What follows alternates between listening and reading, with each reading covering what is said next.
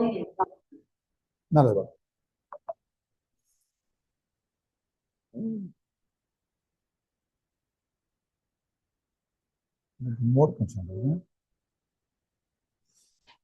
வணக்கம். கோவர்ஸ் இருக்கிறவங்க யாரா இருந்தாலும், யார் வெயிட்டிங் ரூம் வந்தாலும் உள்ள லெட்டின் பண்ணிடுங்க. ஏன்னா இன்னைக்கு நம்ம புது பேட்ச் தொடங்குறோம், அதனால புது மாணவர்கள் கொஞ்சம் பேர் வருவாங்க. நம்ம அவங்க எல்லாருமே நம்ம லெட்டின் பண்ணி எல்லாருமே உள்ள வர வச்சுக்கலாம். உங்களுக்கு புத்தகம் கொடுத்துருக்காங்க. நமக்கு வந்து ஜான்சி ராணி, கவின்யா, நந்தியா, பிரியதர்ஷினி, வாசிமலை, ஆதிலட்சுமி, சிவராம். நமக்கு செகண்ட் பேப்பர்ல மொத்தம் 17 புத்தகங்கள் இருக்கு. அந்த 17 புத்தகங்கள்ல இன்னைக்கு நம்ம கருப்பு மலர்கள் படிக்கிறோம். கருப்பு மலர்கள் புத்தகம் நா. காமராசனால் எழுதப்பட்டது. இந்த புத்தகத்துக்கு நானே பதிப்பாசிரியராக இருந்து ஒரு புத்தகம் வெளியிட்டிருக்கோம் இந்த மாதம். பொதுவா மற்ற புத்தகங்கள்லாம் உரையாசிரியர்னு பேர். உரையாசிரியர் என்னன்னா நம்முடைய வேலை கொஞ்சம் இருக்கு. இப்ப நம்ம வந்து குடும்ப விளக்குக்கு ஒரு 8 புத்தகங்களுக்கு நம்ம புத்தகம் எடுத்துட்டு வந்துட்டோம். இப்போ புறநானூறு இருக்குன்னா அதுக்கு நான் எழுதியிருக்கேன். அதுக்கான மீனிங் என்னன்னு பார்த்தா அதனுடைய இலக்கண குறிப்பு என்ன, குறுந்தொகை, நீத்தல் விண்ணப்பம், உரை எழுதியிருக்கேன். இப்ப இதை மட்டும் உங்களுக்கு உரை தேவையில்லை. புதுக்கவிதை புத்தகம் படிச்சாலே புரியும். உரை தேவையில்லை. இது நாட்டுடைமை ஆக்கப்பட்ட புத்தகம். நாட்டுடைமை ஆக்கப்பட்ட புத்தகம்னா என்னன்னா, ஒரு எழுத்தாளருடைய எழுத்துக்களை வந்து அரசாங்கம் என்ன பண்ணுவாங்கன்னா, அவர் எத்தனை புத்தகம் எழுதியிருக்காரு, 25 புத்தகம் எழுதியிருக்காரு, எத்தனை பக்கம் எழுதியிருக்காங்கன்னு பார்த்து அதுக்கு ஒரு மதிப்பீட்டு தொகையை அரசாங்கம் நிர்ணயிப்பாங்க. ஒரு 20 லட்சம் ரூபாய், 30 லட்சம் ரூபாய், 15 லட்சம் ரூபான்னு நிர்ணயிப்பாங்க. இதை நிர்ணயித்த உடனே அந்த எழுத்தாளருடைய வாரிசுகள் இருக்காங்க இல்லையா, அவங்க எல்லாரும் கூட்ட அந்த தொகையை கொடுத்துருவாங்க கவர்மெண்ட். நாங்க 15 லட்சம் ரூபாய் கொடுத்துட்டாக்கா அந்த புத்தகத்தை அதுக்கப்புறம் நம்ம யார் வேணாலும் போட்டுக்கலாம். திருக்குறள்லாம் நம்ம யார் வேணாலும் பதிப்பிக்கலாம். திருவள்ளுவருடைய வாரிசு யாரும் கேட்க போறது. அது மாதிரி ரா. காமராசனுக்கு நாட்டுடைமை ஆக்கப்பட்ட நூல் நம்ம யார் வேணாலும் எடுத்துருவாங்க. அதனால இந்த புத்தகத்தை நான் வந்து பதிப்பாசிரியராக இருந்து எடுத்து வந்து, இந்த புத்தகத்தினுடைய சிறப்பு என்னன்னா, உங்களுக்காக ஐஏஎஸ் படிக்கிற பிள்ளைகளுக்காக இந்த புத்தகத்தை நாம இது வரைக்கும் என்ன பண்ணிட்டு இருந்தோம்னு கேட்டீங்கன்னா, இந்த விளிம்புநிலை மக்கள், அடித்தட்டு மக்களை பற்றி வருகிற கவிதைகளை நாமளே தேடி இத்தனாவது பக்கத்துக்கு போங்க, முதல்ல இந்த பக்கத்துல இந்த கவிதை எல்லாம் இருக்குன்னு தொகுத்து இருந்தோம். இப்ப நான் என்ன பண்ணிட்டேன்னா, அந்த 4 தலைப்புகளா புத்தகங்களை பிரிச்சு, இப்ப பாருங்க, விளிம்புநிலை மக்களை பற்றிய கவிதைகள் மொத்தம் 10 கவிதைகள், 11 கவிதைகள். இந்த 11 மட்டும் தனியா போட்டு, அதுல கூட 12 சின்னத நம்பர் தப்பா இருக்கும். அது என்னன்னு கேட்டீங்கன்னா, அதுல என்ன திருத்தம் பண்ணணும்னா, அதுல இந்த 5 இருக்கு இல்லையா, அது தலைப்பு இல்லை. நீதிமன்றத்தை விசாரணை செய்கிறார்கள் என்பது கவிதையினுடைய தலைப்பு கிடையாது, ரவுண்ட் பண்ணிக்கோங்க. அது ஒரு நடுவுல ஒரு முன்னுரை எழுதுறார், 2 கவிதைகள். மொத்தம் 11 கவிதைகளை விளிம்புநிலை மக்களை பற்றிய கவிதைகள் ஆகும். அடுத்து இருக்கக்கூடிய ஒரு 10 கவிதைகளை இயற்கை உருவக கவிதைகள். இயற்கை உருவகம், இயற்கைனா தெரியும், நேச்சுரலிசம்னு சொல்லக்கூடியதையும் உருவக கவிதைகளையும் அடுத்த 10 கவிதைகள் ஆகும். கம்யூனிஸ்ட் சிந்தனைகள்ல இருந்துதான் இந்த 60, 70களுடைய தமிழ்நாட்டினுடைய எல்லா கவிஞர்களும் பொது உடைமை கவிஞர்கள் தான். அது யாராக இருந்தாலும், ஜெயகாந்தனுடைய சிறுகதைகளா இருந்தாலும், நா. பிச்சமூர்த்தியா இருந்தாலும், கோப்பா ராஜகோபாலனா இருந்தாலும், உலகம் எங்கும் கம்யூனிசம் பரவிய காலகட்டம். அதனால பொது உடைமைகள்ல ஒரு 6 தலைப்பு எழுதியிருக்காரு. அது பொது உடைமை கவிதைகள்னு தந்திருக்கோம். பிற முக்கிய கவிதைகள்னு ஒரு 6, 7 கவிதைகள் தந்திருக்கோம். இதுக்கப்புறம் உங்களுக்காகவே நா. காமராசனுடைய வாழ்க்கை வரலாறு, அவர் எழுதியிருக்கிற புத்தகங்களுடைய தலைப்புகள், அது போக அவர் திரைப்படத்துல பாடல் எழுதியிருக்கு. ஒரு 100, 200 பாடல்கள் குறைவாதான் எழுதினாரு. ரொம்ப சிறந்த பாடல்கள் தான் எழுதியிருக்கு. போய் வா நதி அல்லையே அப்படின்னு கூட ஒரு பாடல் எழுதியிருக்கிறாரு. அது கூட நம்ம ஒரு சின்ன தலைப்பா போடுறோம், போய் வா நதி அல்லையேன்னு. அடுத்து இந்த யூபிஎஸ்சி அடிக்கடி கேட்கிற ஒரு கேள்விக்கான விடையை நான் எழுதியிருக்கேன். நா. காமராசனுடைய கருப்பு மலர்கள் தமிழ் கவிதை உலகின் திருப்பு முனை என்ற கேள்வியை யூபிஎஸ்சி அடிக்கடி போட்டுக்கிட்டே இருக்கிறார். Turning point. டேர்னிங் பாயிண்ட்னு சொல்றதை விட கரெக்டான மொழிபெயர்ப்பு என்னன்னாக்கா, ட்ரெண்ட் செட்டர். ஒரு ட்ரெண்டை செட் பண்றது, ஒரு புது ட்ரெண்ட். இது வரைக்கும் ட்ரெண்ட் போயிட்டே இருக்கு. தமிழ் சினிமாவில எப்போதுமே நடுத்தர மக்களுடைய வாழ்க்கையுடைய சிக்கல்களையும் அல்லது ராஜாக்களுடைய வாழ்க்கையோ பேசிட்டு இருந்த போது 16 வயது நிலையில ஒரு படம் வருது 1980கள். 16 வயது நிலையில ஒரு கிராமத்து வாழ்க்கை. ஒரு கோழியை வந்து அவரு ஒரு கோழியை துரத்திட்டு வருவாங்க. நம்முடைய ஸ்ரீதேவியினுடைய அம்மாவா குருவம்மாவா நடிச்ச அந்த கோழியை கரெக்டா கேமராவில் ஃபாலோ பண்ணிருக்கு. அந்த நேரத்துல ஆனந்த படன்ல என்ன விளம்பரம் இருந்தாங்கன்னா, இந்த படத்துல கோழியை கூட நடிக்க வச்சிருக்காங்கன்னு வாங்க, கோழியை கூட நடிக்க வச்சிருக்காங்கன்னு எழுதுனாங்க. அது மாதிரி ஒரு ட்ரெண்டை செட் பண்றது. அதுக்கப்புறம் கிராமத்து வாழ்க்கையை கட்டுக்கமா எடுத்தாங்க. ஒருதலை ராகம் ஒரு படம் வாங்க ஐயா, இன்னைக்கு இருக்கிற சூழ்நிலையில முன்னாடி காவல்துறையினுடைய பாதுகாப்பு இல்லாம நிகழ்ச்சி நடத்துறது அவ்வளவு பாதுகாப்பா இருக்காரு. அப்ரீதுன்னு தம்பி வந்து காவல்துறையில போலீஸ்ல இருக்கிறாங்க. ஹேர் கட்டிங் பார்த்தாலே தெரியும். ரைட். அதனால இந்த மாதிரி ஒரு ட்ரெண்ட் செட் பண்ணி உள்ள ஆன்லைன்ல இருந்துட்டு வெளில போனீங்களா? அப்ப வந்து ஒரு ட்ரெண்ட் செட் பண்ண புத்தகம் தான் லேச தள்ளிக்கும். சேர தள்ளிக்கோங்க, 2 பேருக்கு நடுவில் தள்ளிக்கும். இல்ல நீங்களே 2 பேருக்கு நடுவில் தள்ளி உட்கார். உங்களுக்கு எது அவசியம்? ட்ரெண்ட் செட் பண்றது. அதாவது திருப்பு முனை. இது ஒரு விடை நான் எழுதியிருக்கேன் பின்னாடி. அது எந்த விதத்துல. அதுக்கப்புறம் ஒரு காதல் வரியால் என்னுடைய விஷயங்களை எழுதியிருக்கிறோம். இதை பற்றிய செய்திகளோட இந்த புத்தகம் தொடங்கும். இப்ப நம்ம இந்த புத்தகத்தினுடைய முன்னுரை முடிவுரைகளை பார்ப்போம். புதுக்கவிதை என்பது தமிழ் இலக்கிய உலகத்திற்கு கிட்டத்தட்ட 1930களில் இருந்து புதுக்கவிதைகளுக்கான ரீச் தமிழ் இலக்கியத்துல இருந்துகிட்டே இருக்கு.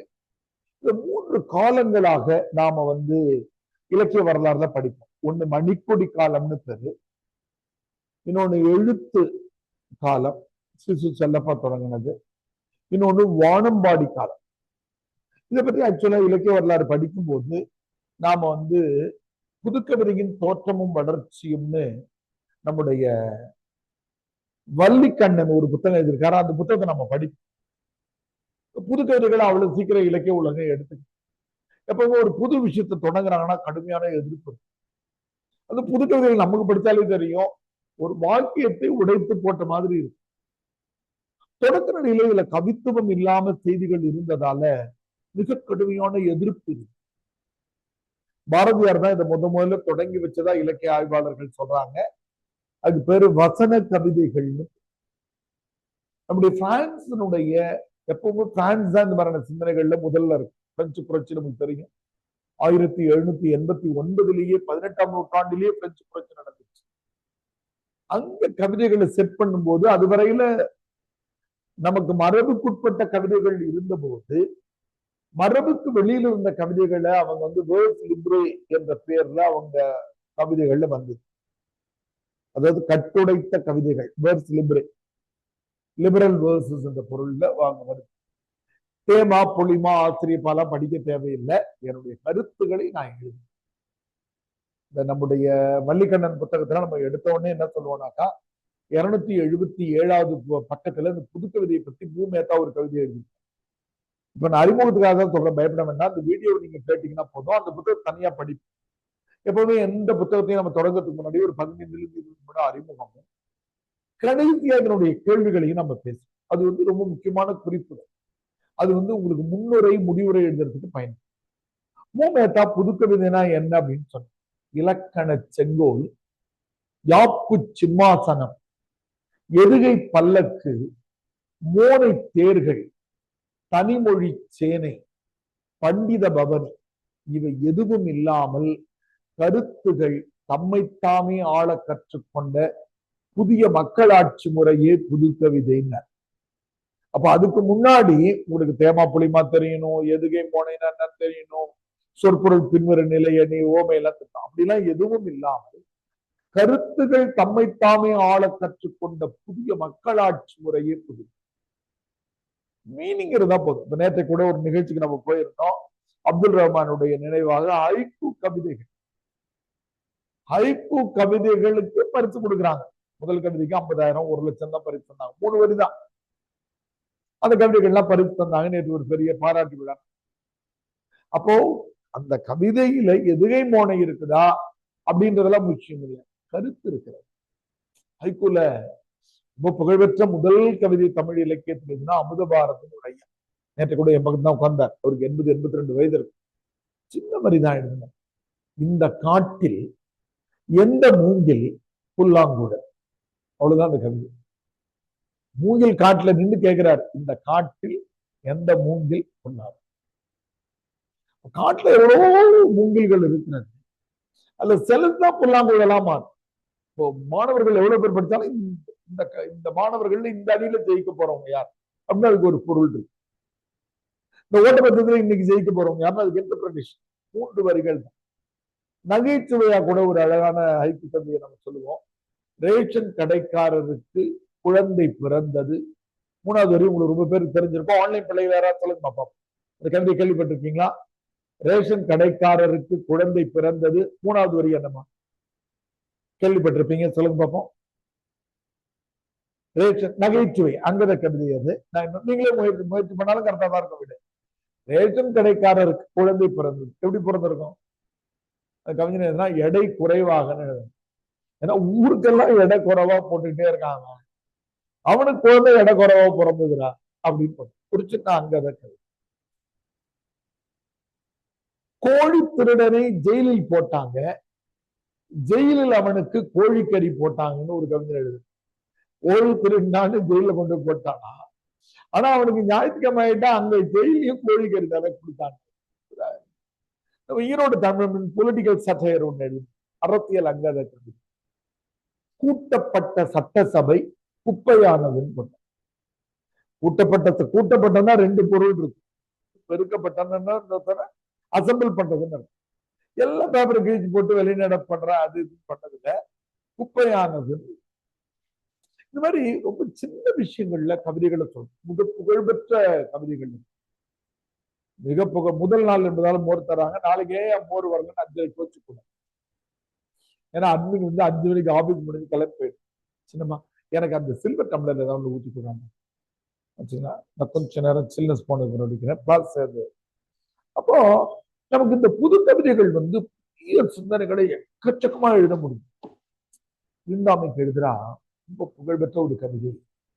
எங்களுக்கு இடஒதுக்கீடு வேண்டாம், வா நீயே உன் மலத்தை அள்ளிக்கொள்ளு.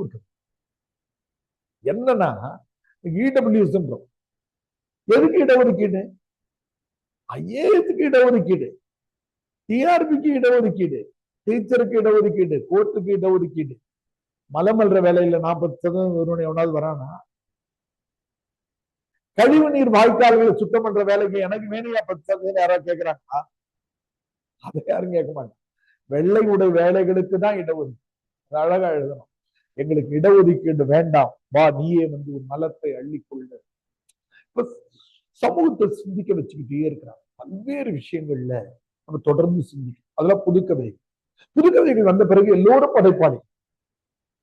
யார் வேணாலும் நம்ம யூபிஎஸ்சி தமிழ் கிளாஸ்ல நம்ம பார்ப்போம், கொஞ்சம் பேர் அவங்க கவிதையை எழுத ஆரம்பிச்சுவாங்க. எல்லாருக்குமே கவிதை வரும், நீங்க கொஞ்சம் கூச்சப்படுவீங்க. சிலர் ஐயா இன்னைக்கு ஒரு கவிதை எழுதினா நல்லா இருக்காங்கன்னு காட்டுவோம். தம்பி கூட காட்டிருக்காருன்னு நினைக்கிறேன். நம்ம இன்னொரு தம்பி தமிழ்லயே எழுதுவான், இங்கிலீஷ்லயே எழுதுவான். நாளையில இருந்து வருவான் இந்த கருப்புல முடிஞ்ச பிறகு. அப்ப இந்த அறிமுகத்தோட நம்ம உள்ள வருவோம். ரொம்ப அருமை. இந்த இடத்துக்கு நேரா நான் கடைசியா இந்த முன்னுரை புத்தகத்துல ஒண்ணு எழுதியிருக்கேன், வால்ட் விட்மனை பற்றி எழுதி. வால்ட் விட்மன் என்கிற அமெரிக்க கவிஞர் புல்லின் இதழ்கள் அப்படின்னு ஒரு கவிதை எழுதுறார். லீவ்ஸ் ஆஃப் கிராஸ் என்ற உலக புகழ்பெற்ற கவிதை. வால்ட் விட்மனுடைய புல்லின் இதழ்களை ஒப்பீடுன்னு போட்டு கடைசியா நான் ஆங்கிலத்திலேயே வால்ட் விட்மனுடைய அந்த கவிதைகளை நான் தந்திருக்கேன். கவிதைகளை தரல, அறிமுகத்தை தந்திருக்கேன். வால்ட் விட்மன் என்கிற கவிஞர் புல்லின் இதழ்கள்னு ஒரு புத்தகம். புல்லினுடைய இதழ்களை பத்தி என்னப்பா எழுத முடியும்? உலகம் கவனிக்கல இது வரைக்கும்.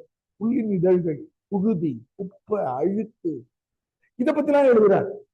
உலகம் கவனிக்காத இடங்கள். இதுவரை நம்ம அழகியலை மட்டுமே பேசிட்டு இருந்தோம், அழுகியலை பத்தி பேசு.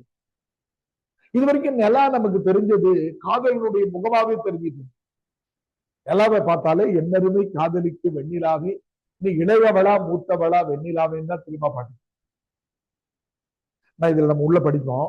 ஒரு கவிதையில நான் காமராசன் எழுதியிருப்பாங்க, துண்டு நிலா சோறாக துளி விண்மீன் கரியாக கண்டு பசி நோய் கொண்டேன் காலன் பேர் என்று வரும் ஒரு பிச்சைக்காரன் நினைப்பான். நிலாவை பார்க்கும்போது நமக்கு எல்லாம் காதலி முகமா தெரியுது, அவனுக்கு சோறு மாதிரி வெள்ளையாதான. நிலவை பார்த்தோன்னா எனக்கு சோறு ஞாபகம் வருது. துண்டு நிலா சோறாக.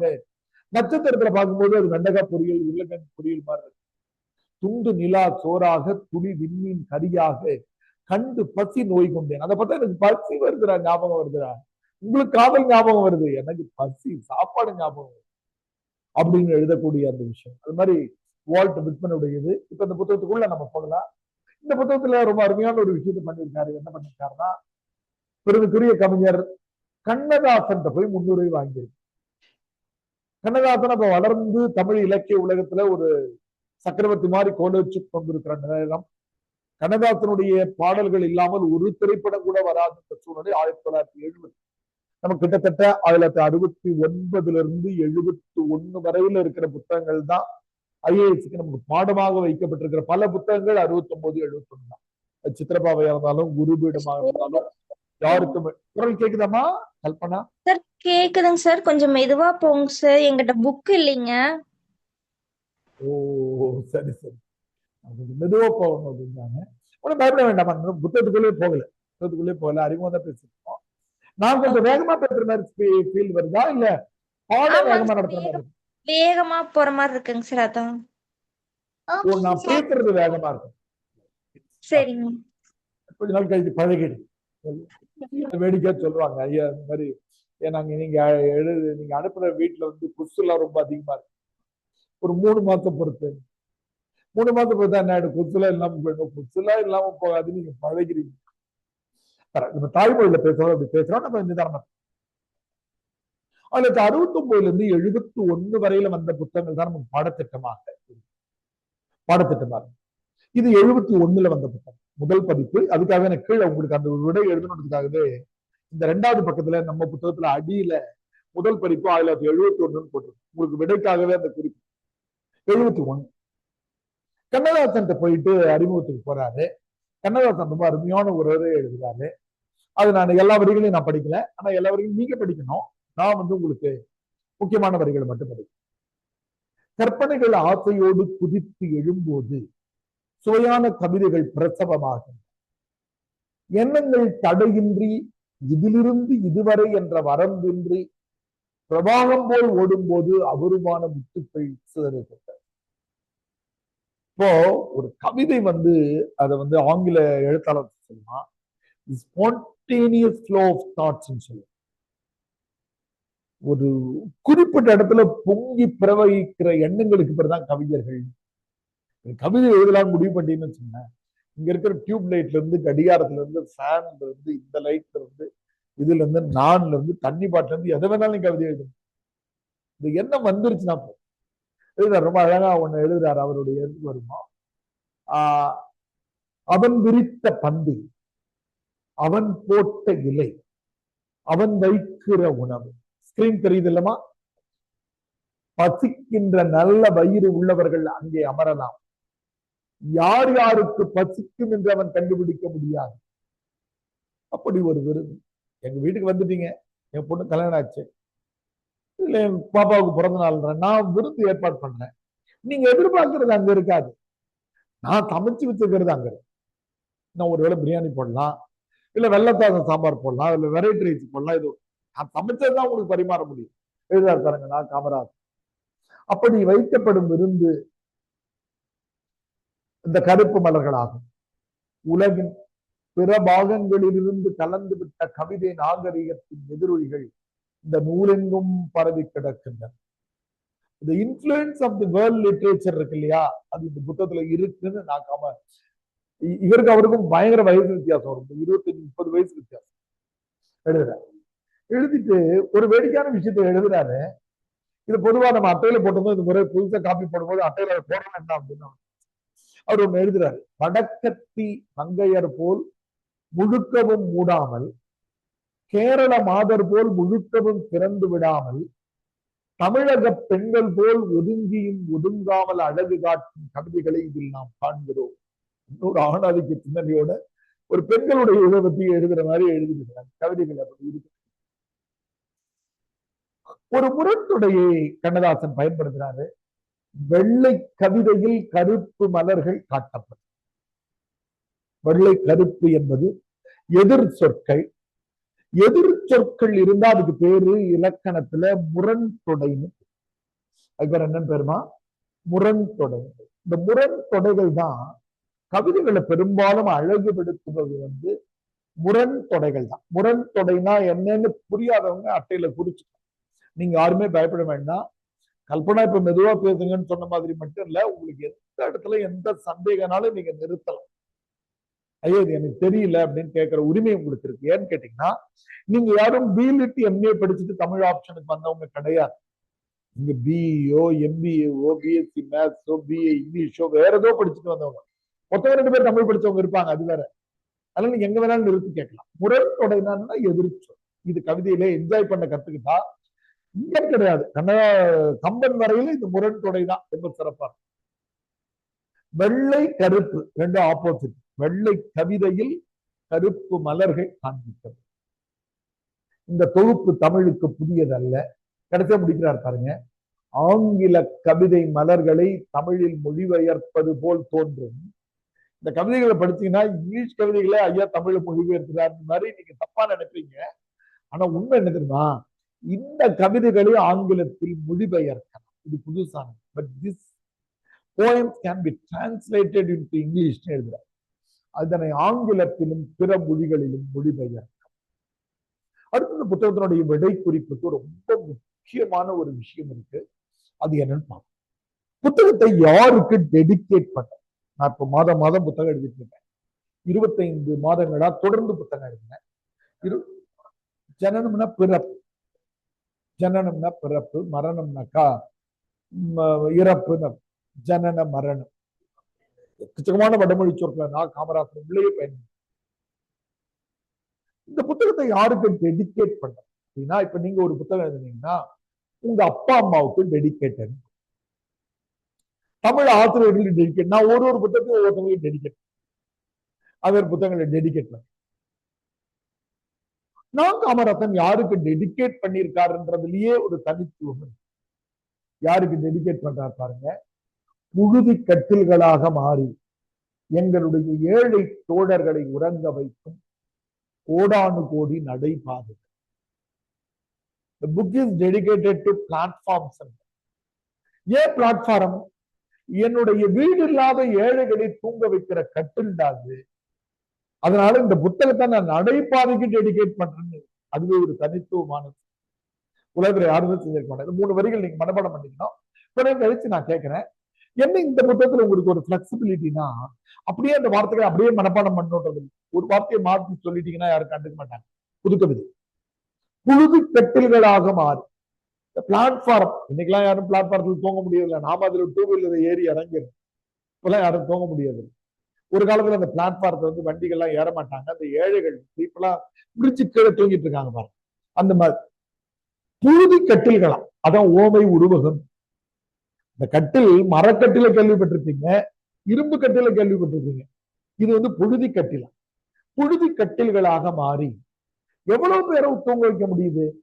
எங்களுடைய ஏழை தோழர்களை உருவாக்கும். ஏழை தோழர்களை உறங்க வைக்கும். உலகத்துல எவ்வளவு பிளாட்ஃபார்ம் இருக்கிறது கணக்கு பண்ண முடியல. கோடானு கோடி, எவ்வளவு கோடி மக்கள் இன்னும் வீடு இல்லாமல் இருக்கிறார்கள். அவர்களுக்கு இந்த புத்தகம், அவங்களுக்கு கூட இல்ல, இந்த பிளாட்ஃபார்ம் இந்த புத்தகம். உள்ள நடைபாதையுமே ஒரு கவிதை இருக்கு. அந்த பக்கத்தை மட்டும் குறிச்சுக்கோங்க. ஏன்னா நீங்க உள்ள வெவ்வேறு புத்தகங்கள் நீங்க வச்சிருக்கிறதால இதுக்கு கீழே ஒப்பிடுகன்னு போட்டு நடைபாதைன்னு ஒரு கவிதை இருக்கு. இதுல வரும்.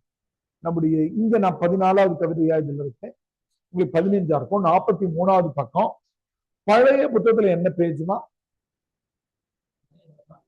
இதுல இவங்க இந்த காப்பி 37. இந்த ஓல்டு வெர்ஷன்ல 37. எதுக்கு அடுத்த கவிதை? புல்லுக்கு அடுத்த கவிதை. புல்லுக்கு அடுத்த கவிதை. நீங்க ட்ரெடிஷனல் வேர்ட்ஸ் வச்சிருந்தீங்கன்னா ட்ரெடிஷனல் வெர்ஷன் உங்களுக்கு பிடிஎஃப் கிடைக்கக்கூடிய வெர்ஷன் இருக்கு. அதுல உங்களுக்கு அட்மின் கேட்டீங்கன்னா ட்ரெடிஷனல் வெர்ஷன் கூட ஷேர் பண்ணுவாங்க. வேணா பண்ணிக்கலாம். ட்ரெடிஷனல் வெர்ஷன் வேணா போடுறோம். சின்னமா ஐயா புக் இல்லாத என்னங்க ஐயா பண்றது? புக் இல்லாதவங்க புக் அவசியம் வாங்கணுமா? அதுதான் இப்ப சொல்றேன். பாப்பா திவ்யமா, திவ்யா பாப்பா,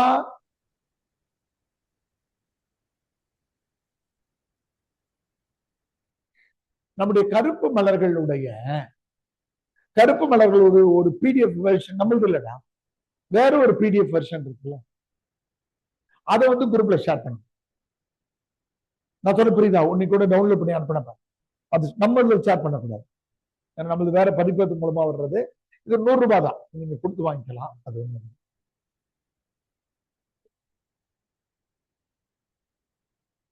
கொஞ்சம் பக்கங்களை கவனிச்சு வரும். அப்ப இது கீழே வந்து என்ன பண்ணுங்க, உள்ளடக்கத்துக்கு நேரா அது வந்து இது போட்டுக்கோங்க. இப்போ அவருடைய சுய புராணம்னு ஒரு கவிதையை எழுதுறது. அது ஒரு அறிமுக உரை அவர் எழுது. இது என் உரை மாதிரி. சுயபுராணத்துல என் உரைன்னு, என் உரை, நான் காமராசனுடைய என் உரை.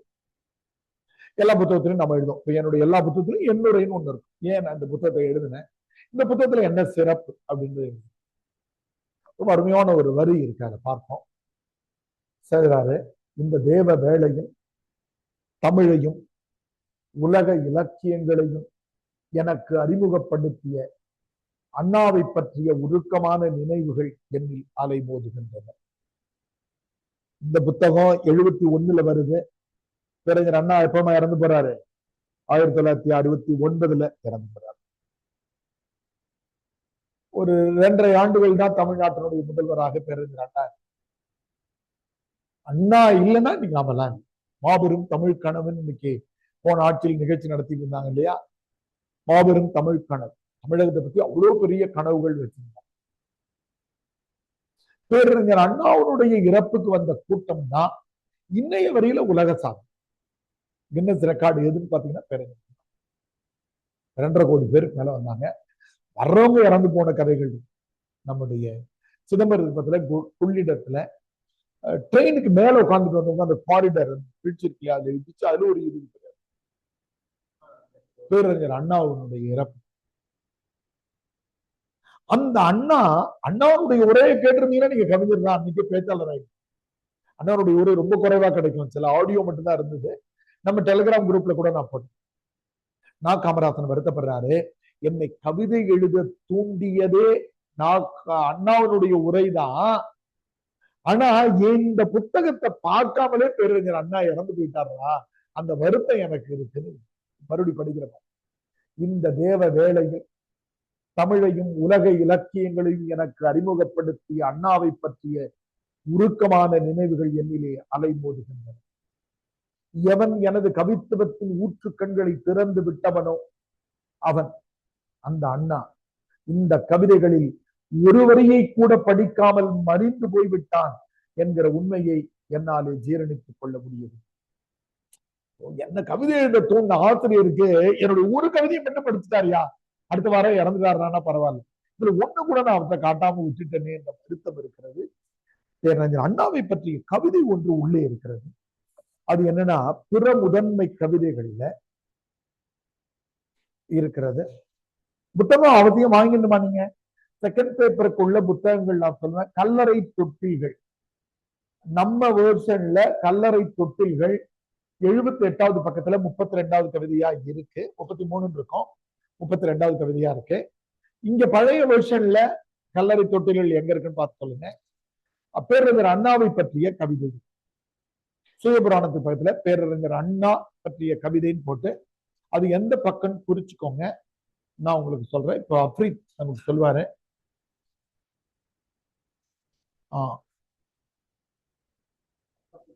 54வது பக்கம். எந்த கவிதைக்கு அப்புறம்? வானம்பாடி கவிதைக்கு அடுத்து கல்லறை தொட்டில்கள்னு இருக்கு. அது பேரறிஞர் அண்ணாவை பற்றிய கவிதை. இப்போ ஐயாவுடைய முன்னுரையில இருக்கக்கூடிய ரொம்ப முக்கியமான வரியை நம்ம படிப்போம். அவர் சொல்றாரு, கடைசி இடத்துக்கு வருவோம். கவிதை என்பது நாடு, மொழி, இனம் முதலிய எல்லைகளுக்கு அப்பால் சிறகு விரிக்கிற உலக பறவை. அந்த வரியை அண்டல் பண்ணிக்கோங்க. யூபிஎஸ்சி அந்த வரியை போட்டு கேள்வி கேட்க வாய்ப்பு இருக்குன்றது நம்முடைய ப்ரெடிக்ஷன். ஏன் அப்படி நம்ம ப்ரெடிக்ட் பண்றோம் அப்படின்னா, அந்த மாதிரி முன்னுரையிலிருந்து ஒரு கேள்வி எடுத்து போடுற பழக்கத்தை யூபிஎஸ்சி வச்சிருக்கிறாங்க. யாருக்கும் வெட்கம் இல்லைன்னு சோ ராமசாமி எழுதின புத்தகத்துல ஒரு முன்னுரை அவர் எழுதியிருக்கிறாரு. உலகமும் தேசமும் மக்களும் அழுது கொண்டிருக்கிற போது சிரித்த சிரித்து மகிழ்வதற்கான ஒரு நாடகத்தை எழுத வேண்டியது என் பொறுப்பு அப்படின்னு சொல்லியிருக்காரு. அந்த வரியை அப்படியே காப்பி பண்ணி யூபிஎஸ்சி எடுத்து போட்டு, தேசமும் மக்களும் அழுது கொண்டிருக்கிற போது சிரித்து மகிழ்கிற நாடகமாக யாருக்கும் வெட்கமில்லை இருக்கிறதா கேள்வி கேட்டது. நாம என்ன பண்ணோம், அப்போ எந்தெந்த முன்னுரைகள்ல எல்லாத்தையும் படிச்சோம். முன்னுரைகள்ல எது கேள்வி போட வாய்ப்பு இருக்குன்னு பார்த்தோம். இந்த வரி கேள்வி போட வாய்ப்பு இருக்கு. என்னது? கவிதை என்பது நாடு, மொழி, இனம் என்கிற முதலிய எல்லைகளுக்கு அப்பால் சிறகு விதிக்கிற உலகப் பறவை. உலகப் பறவை என்பதுதான் ஓமை உருவகம் சொல்லல. ஒரு பறவை பறக்குது. கோழி எவ்வளவு தூரம் பறக்கும்? நம்ம வீட்டை சுத்தி பறக்கும். கூரையில இருந்து தவக்கம் பறக்கும். அது எதை பார்க்க முடியும்? மேல இருந்து பக்கத்து வீட்டை பார்க்கும், இதை பார்க்கும். ஆனா வானம்பாடி பெரிய பறவைகள்லாம் எங்க பறக்கும்? வானத்துல பறக்கும். அது இந்தியாவையும் பார்க்கும், பங்களாதேஷையும் பார்க்கும், பாகிஸ்தானையும் பார்க்கும். வலசை போதல்ல கிளம்பி வந்ததுன்னா ஆஸ்திரேலியால இருந்து கிளம்பி இந்தியாவுக்கு உலகத்தையே பார்க்கும். அப்ப கவிதை என்பது என்ன பறவையா? உலக பறவை. அப்ப இந்த புத்தகத்துல அவர் என்னெல்லாம் எழுதியிருக்காரு? அந்த உலக பறவைக்கு பக்கத்துல அண்டர்லைன் பண்ணி டீகோட் பண்ணி நான் சொல்றதை எழுதிக்கோங்க. உலக பறவைனா முதல்ல கருப்பு மலர்கள் என்று இந்த புத்தகத்துக்கு பேர் வந்தது காரணம் யாருக்கும் தெரியுமா? தெரிஞ்சிருக்கும் உங்களுக்கு, சொல்லுங்க. ஏன் இந்த புத்தகத்துக்கு பேரு கருப்பு மலர்?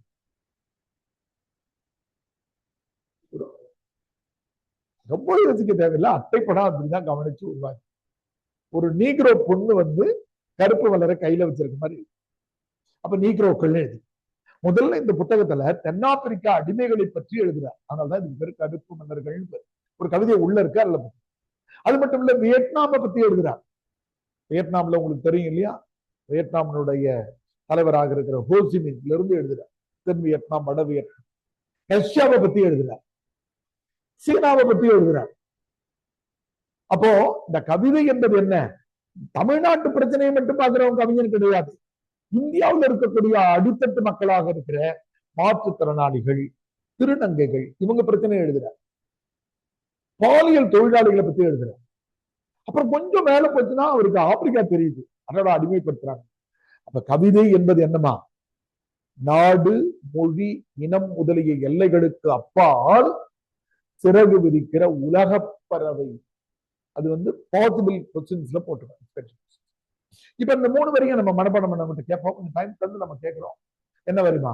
புழுதி கட்டில்களாக மாறி எங்களுடைய ஏழை தோழர்களை உறங்க வைக்கும் கோடானு கோடி நடைபாதை. சொல்லுங்க பார்ப்போம். ஆன்லைன் ஆஃப்லைன்ல வாய்ப்பு தரணும். பிடிக்கும் சார்? ஐயா போலீஸையா கேட்ச பிடிங்க. என்ன நீங்கதான் கேட்ச் பிடிச்சி பழக்கப்பட்டது. ஆஃப்லைன்ல சொல்லுங்க, மைக்கை பயன்படுத்திக்கோங்க. ஆன்லைன்ல முடிஞ்சளவு பார்க்காம சொல்லுங்க. முதல் நாள் என்பதால யாரும் பார்த்து சொன்னீங்கன்னா பெரிய தப்பு இல்லை. பார்க்காம சொல்ல முயற்சி பண்றதுதான் நம்ம கேட்கறது. ஆனாலும் ஸ்கிரீன்ல எக்ஸிபிட் பண்ணியே இருக்கீங்களே, ஏன்னா நீங்களே ஆன்லைன் பிள்ளைகள் உங்களுக்கு ஒரு கட்டுப்பாடு வச்சு பார்க்காம சொல்றதுக்கு முயற்சி பண்ணணும். சொல்லுங்க பார்ப்போம். மைக் கையில வச்சுக்கிட்டீங்கன்னா அவங்க அமைதியா இருப்பாங்க. வீடியோலயும் ரெக்கார்ட். புழுதி கட்டில்களாக மாறி எங்களுடைய ஏழை தோழர்களை உறங்க வைக்கும் கோடான கோடி நடைபாதைகள். கோடானு கோடி நடை. வேற யாரும் ஆன்லைன்ல சொல்றீங்களாமா? வாசிமலை, ஆதிலட்சுமி, பூஜா, தீபலட்சுமி, கல்பனா, சிவராமன், சிவபாலம் சொல்றீங்களா? புழுதி கட்டில்களாக மாறி எங்களுடைய ஏழை தோழர்களை உறங்க வைக்கும் கோடான கோடி நடைபாதைகளுக்கு. நடைபாதை. சரி, தெளிவா உச்சரிக்கிறீங்க. சொல்லுங்க. ஆன்லைன்ல யார் மைக் ஆன் பண்ணது? கல்பனா. கல்பனா சொல்லுங்க. புழுதி கட்டைகளாக மாறி எங்களுடைய ஏழை தோழர்களுக்கு உறங்க வைக்கும் கோடான கோடி நடைபாதைகளுக்கு. நடைபாதை. புழுதி கட்டில்களாக. காட். ஓகே, வெரி குட்மா. கட்டில்களாக. ஓகேங்க சார். ஓகே. படுத்து தூங்குறோம் இல்லையா, அந்த கட்டு. வேற யாரும் சொல்றீங்களாமா? ஆதிலட்சுமி, வாசிமலை சொல்லிதான் ஆகணும்னு நினைச்சு யாரும் வெளியேறிட வேண்டாம். சொல்லுங்க.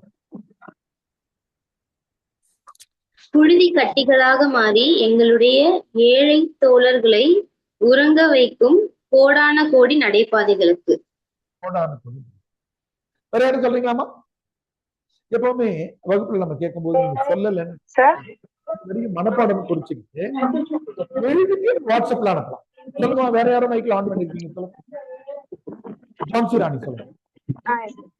புழுதி கட்டில்களாக மாறி எங்களுடைய ஏழை தோழர்களை உறங்க வைக்கும் கோடான கோடி நடைபாதைகளுக்கு. தம்பி நீங்க சொல்லுங்க. தம்பி ஒரு சொல்லுங்க. ரெடியா இருக்காரு, முன்னாடியே ரெடியா இருக்காரு, மைக்கே இருக்கு. புழுதி கட்டில்களாக மாறி எங்களுடைய ஏழை தோழர்களுக்கு தோழர்கள் உறங்குவதற்கு கோடான கோடி நடைபாதை. வேற யாரும் சொல்றீங்களாமா? சிவபாலமுருகன், சிவராமன், பூஜா. இப்ப நம்ம முதல் கவிதைக்குள்ள போறதுக்கு முன்னாடி விளிம்பு நிலை மக்கள் என்ற வார்த்தையை நம்ம அறிமுகப்படுத்தும். இதான் யூபிஎஸ்சி அடிக்கடி கேள்வியில பயன்படுத்துறது. எதுக்காக நம்ம பிரிச்சுக்கோனா உங்க விடைக்காக. விளிம்பு நிலை மக்கள், அடித்தட்டு மக்கள், சமுதாய புறக்கணிப்பாளர்கள். சமுதாய இவங்களை எல்லாம் இங்கிலீஷ்ல வல்னரபிள் செக்ஷன், வல்னரபிள், டவுன் ட்ரோடன் அப்படின்னு சொல்றோம் இல்லையா? Vulnerable section. யார் அவங்க எல்லாம்? திருநங்கைகள். விளிம்புநிலை மக்கள்ல ரொம்ப முக்கியமானது. பொது நிலையில நம்ம சமூகத்துல நம்ம அவங்கள பார்க்கும்போது கேலியாகவோ இதாவோ பார்க்கணும். ஆனா உண்மையிலே சொல்ல போனா விளிம்பு நிலை மக்கள் நம்ம அன்பு செலுத்த வேண்டியவங்க அவங்க. ஏன்னா தன்னுடைய சொந்த பெற்றோர்களாலேயே வீட்டை விட்டு துரத்தப்படுற விளிம்பு நிலை மக்கள் அவங்க. இப்போ நான் மாற்றுத்திறனாளி பிறவியை சேர்ந்தவன் பெருமையா சொல்லிடுவேன். ஏன்னா சென்ற ஆட்சியில மாற்றுத்திறனாளி நலவாரிய உறுப்பினராகவே நான் இருந்தேன். எக்கச்சக்கமா நல்ல எல்லாம் செய்ய முடிஞ்சது. நம்ம வண்டி தர்றவங்களுக்கு, ஸ்கூல்ல சேர்க்கிறவங்களுக்கு பல விஷயங்கள் நம்ம பண்ணோம். எங்க அப்பா அம்மா என்ன பார்த்துக்கிட்டாங்க. எனக்கு கடலூர்ல இருந்து ஜிப்மர் வரைக்கும் ஒண்ணு விட்டு ஒரு நாள் என்னுடைய காலுக்கு எக்ஸசைஸ் தர்றதுக்கு எலக்ட்ரிக் ஷாக், பிசியோதெரபிலாம் தந்துதான் இந்த அளவுக்கு நடக்க வச்சாங்க. திருநங்கைகளை வீட்டை விட்டு துரத்துறாங்க. ரெண்டுக்குள்ள வேறுபாடு தெரியும். திருநங்கை யார் யாருன்னு குறிச்சுக்கோங்க. விளிம்பு நிலை மக்கள் என்ற வார்த்தையை டீகோட் பண்ணி யார் யாருன்னு குறிச்சுக்கோங்க. திருநங்கைகள், மாற்றுத்திறனாளிகள், திருநங்கைகள் டிரான்ஸ்ஜெண்டர்ஸ், மாற்றுத்திறனாளிகள், பிசிக்கலி சேலஞ்ச்,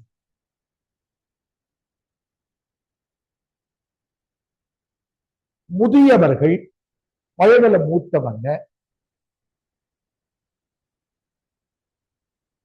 ஆதரவற்றவர்கள், அனாதைகள்னு சொல்றோம் இல்லையா? தூய தமிழ் சொல் ஆதரவற்றவர்கள்,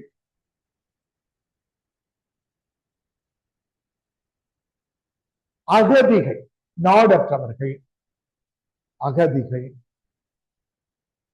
கைம்பெண்கள், விதவைகள்னு சொல்றோம் இல்லையா? அதுக்கான தூய தமிழ் சொல் கைம்பெண்கள், தலித்துகள்னு சொல்றோம் இல்லையா? தீண்டத்தகாதவர்கள்னு சமுதாயம் புறக்கணித்து வைக்கிறது. நம்ம இலக்கியம் படிக்கிறவங்க அப்படி நடந்துக்க மாட்டோம். தலித்துகள், குழந்தை தொழில், அப்படி கிராமங்கள்ல என்ன இருந்துட்டு தானே இப்பவும் ஆணவ படுகொலைகள் நடந்துட்டு தானே.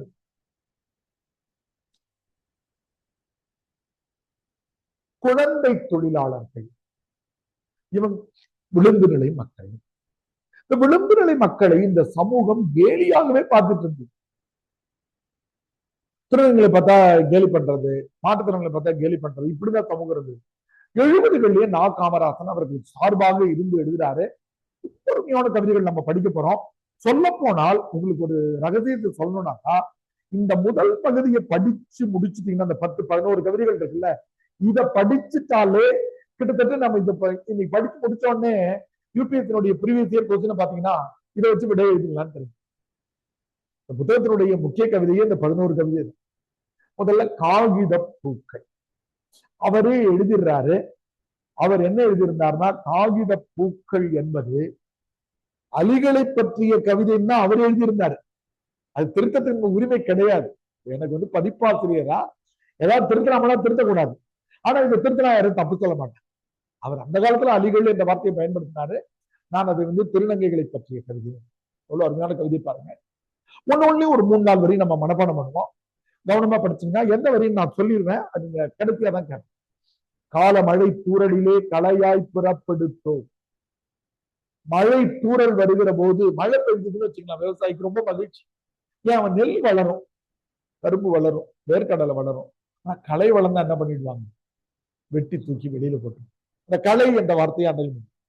கால மழை தூரலிலே களையாய் பிறப்பெடுத்தோம், தாய்ப்பாலின் சரித்திரத்தில் சதுராடும் புதிராடும். அம்மா வந்து எனக்கு பால் கொடுத்தாங்க, திருநங்கை பேசுறாங்க. எங்க அண்ணனுக்கும் பால் கொடுத்தாங்க, எங்க தங்கச்சியும் பால் கொடுத்தாங்க. இதுங்கெல்லாம் வளர்ந்து ஸ்கூலுக்கு போகுது, எல்லாம் போகுது. ஆனா எங்களுடைய வாழ்க்கை என்ன ஆயிடுச்சு? புதிர் ஆயிடுச்சு. புதிர்னா என்ன? கேள்வி. சதுர்னா ரெண்டு பொருள்கள், ஒண்ணு சதுரங்கம், இன்னொன்னு நாட்டியம். ரெண்டு பொருள் இருக்கு. சதுரங்கத்துல எப்படி முடியும்னு தெரியாத மாதிரி, ஒரு நாட்டியம் எப்படி முடியும்னு தெரியாத மாதிரி எங்களுடைய வாழ்க்கை கேள்விக்குறியாயிடுச்சு. விதை வளர்த்த முள்ளானோ விளக்கின் இருளானோ. விதை வளர்த்த முள். கல்யாணத்துக்கு எல்லாம் போனீங்கன்னா சீட் பால் ஒண்ணு கொடுக்குறாங்க, விதை பந்துன்னு கொடுப்பாங்க. சின்ன ஒன்று இருக்கும், பாத்துக்கலாம், கமர்கட் மாதிரி இருக்கும். அதை வர்ற வேலையில தூக்கி அடிச்சீங்கன்னா கூட அது ஒரு அதுல இருந்து ஒரு 10-15 மரங்கள் விதை பந்துன்னு கொடுக்கும். வீட்டுல கொண்டு தோட்டல் போட்டீங்கன்னா அதுல ஒரு 2 மரம் வரும், ஒரு 4 செடி வரும். ஆனா விதையை கொண்டு நம்ம வளர்த்த பிறகு முள்ளு வந்தா நம்ம வெட்டி தூக்கி.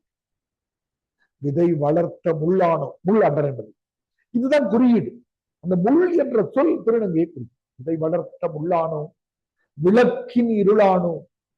இது சின்ன வயசுல கேள்விப்படுற ஓமை. எந்த விளக்கா இருந்தாலும் விளக்கு கீழே இருக்காங்க. டியூப் லைட் இருந்தாலும் அப்படி இருக்கும். நீங்க பாத்தீங்கன்னா டியூப் லைட்டுக்கு பின்னாடி பாத்தீங்கன்னா இருட்டா இருக்கும், லைட்டுக்கு பின்னாடி இருக்கு. விளக்கின் இருளானோ சபை வளர்க்கும் பிணம் நாங்கள் சாவின் சிரிப்புகள். சபை வளர்க்கும் பிணம் நான். பிணத்துக்கு அறிவியல் பிரகாரம் சதை வளராது பிணம். ஆனா நாங்க நடைப்பிணங்கள் மாதிரி வாழ்ந்துட்டு செத்து போன பிணம்டா எங்க வாழ்க்கை. சதை வளருகிறது, சாவின் சிரிப்புகள். நாங்க சிரிக்கிறோம்னு நினைக்கிறீங்கல்ல, செத்து போன பொணம் சிரிக்கிற மாதிரி. இயலாமைய ஆற்றாமைய அந்த வார்த்தைகள்ல.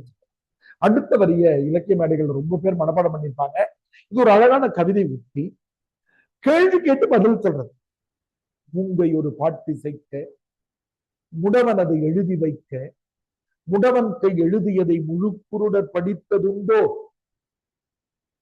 மூங்கையனின் பாட்டானோ முடவன் கை எழுத்தானோ முழு குருடர் படிக்கின்றார் சந்தி பிழை போன்ற சந்ததி பிழை. இந்த சந்தி பிழை போன்ற சந்ததி பிழை நாங்கள் தான் இந்த பாடல்ல கட்டாயமா நீங்க மனப்பாடம் பண்ண வேண்டிய சந்தி பிழை. இப்ப வருவோம். மூங்கைனா என்ன? ஊமை. இதுக்கு பேரு இல்பொருள் ஓமை அணின்னு பேரு. சின்ன வயசுல நம்ம படிச்சிருப்போம். இல்பொருள் ஓமை அணின்னா இல்லாத ஒரு விஷயத்த சொல்றது. திருக்குறள் நம்ம படிச்சிருப்போம். அன்பு அகற்றில்லா உயிர் வாழ்க்கை வன்பார்க்க வற்றல் மரம் தளிர்த்தற்றுன்னு சொல்வார். அன்பு இல்லாமலே ஒரு மனிதன் வாழ்ந்து கொண்டிருக்கிறான் என்றால் பாலைவனத்தில் வற்றி போன ஒரு மரம் வளர்வதை போல். பாலைவனத்துல மரம் வளராது. பாப்பா அந்த கதவு மூடுற, எனக்கு மோர் தரலையடா, உடைச்சு தரேன். பாலைவனத்துல வற்றி போன மரம் துளிர்க்க வாய்ப்பு இருக்காது. இப்ப நாம இல்பொருள் ஓமையனையே நம்ம அம்மா அத்தை சித்தப்பெல்லாம் பயன்படுத்துவாங்க. இப்ப திடீர்னு போனீங்கன்னா இன்னும் அத்தி பூத்த மாதிரி வந்து இருக்காங்க. அத்தி வந்து பூக்காது, இலையில இருந்து நேரா காய். சூரியன் நீயே வந்துட்டியா, சூரியன் மேற்க உதிச்ச மாதிரி தான். சூரியன் கிழக்குல தான் உதிக்கும், மேற்குல உதிக்கும். அது மாதிரி இல்பொருள் ஓமை அணிந்து. மூங்கைனாக்கா ஊமை, பேச முடியாத செவி மாற்று திறனாள் ஊமை. மூங்கை ஒரு பாட்டு செய்க்க. ஊமை வந்து ஒரு பாட்டு பாடுறான்னா முடவன் அதை எழுதி வைக்க. முடவன் தான் இந்த நேரம் கை கால் பாதிக்கப்பட்டவன் முடவன் பேரு. இங்க கையில்லாதவர், கையில்லாத ஒருத்தர் எழுதுறார். அதை வந்து யார் படிக்கிறாரா? முழு குருடர் படித்ததுண்டோ. முழு குருடர் படிக்க சரிங்க.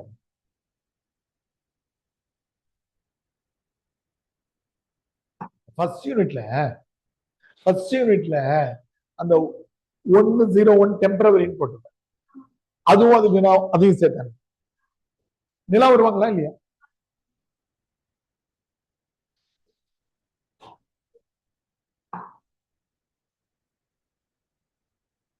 ஊமை பாடின பாட்டை கையில்லாதவன் எழுதி வச்சு அதை கண்ணில்லாதவன் படிச்சு பாடினா எப்படி இருக்கும்? அந்த மாதிரி எங்க வாழ்க்கை இருக்கு. பாசிபிள் இல்பொருள் ஊமையனின்னு போட்டு நடக்க வாய்ப்பே இல்லை. மூங்கை ஒரு பாட்டு செய்க்க முடவன் அதை எழுதி வைக்க, முடவன் கை எழுதியதை முழு குருடர் படித்ததுண்டோ. இப்போ இந்த வரையும் சேர்த்து படிக்கலாம். மூங்கையனின் பாட்டானோ முடவன் கை எழுத்தானோ முழு குருடர் படிக்கின்றார் சந்தி பிழை போன்ற சந்ததி பிழை. கடைசி 2 வரி முக்கியம்.